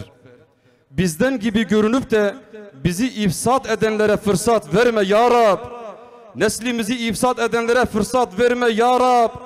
Gençlerimize edebi, hayayı ve imanı sevdir. Küfrü, hayasızlığı ve fıskı fücuru sevdirme. Allah'ım İslam ümmetine birlik ve beraberlik nasip eyle. Dirlik nasip eyle. Birbirimizi sevmeyi ve korumayı nasip eyle. Allah'ım bizleri kutlu davamızdan alıkoyan bütün davranış ve düşüncelerden arındır. Kalbimizden dünya sevgisini çıkar. Kalplerimizi muhabbetinle doldur. İslam sevgisi ve mücadele aşkı ile doldur. Allah'ım kalplerimize huzur ver ve güzel şehrimize huzur ver. Her türlü bela ve musibetlerden muhafaza buyur. Yerin ve göğün bereketlerini şehrimizin üzerine yağdır. Allah'ım dışım halka iyi göründüğü halde içimin kötü olmasından sana sığınırım. İnsanların gördüğü amellerimi düzeltip senin gördüğün kalp ve niyetimi bozmaktan sana sığınırım. İnsanlara en güzel taraflarımı gösterip sana en kötü taraflarımı göstermekten sana sığınırım. İyiliklerimle halkın rızasını kazanırken kötülüklerimle senin kızgınlığını kazanmaktan sana sığınırım. Bizleri İslam'dan ayırma. İslam'dan başka yol arayan sapkınlardan eyleme. İman üzere dünyadan ayrılmayı nasip eyle. Bizleri kıyametin dehşetinden koru. Hamd sanadır, dönüş sanadır. Amin. Amin. Velhamdülillahi Rabbil alemin. El Fatiha ma'as salavat.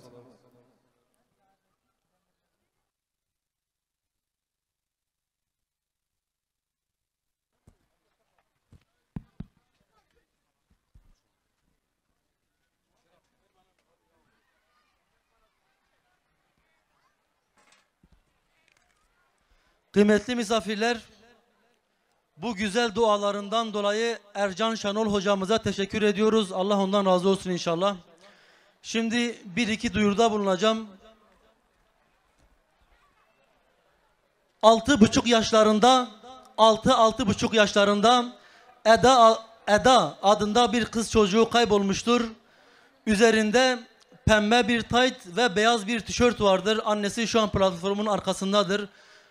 Çevrede, etrafta görmüşseniz lütfen bu tarafa yönlendirin. Yine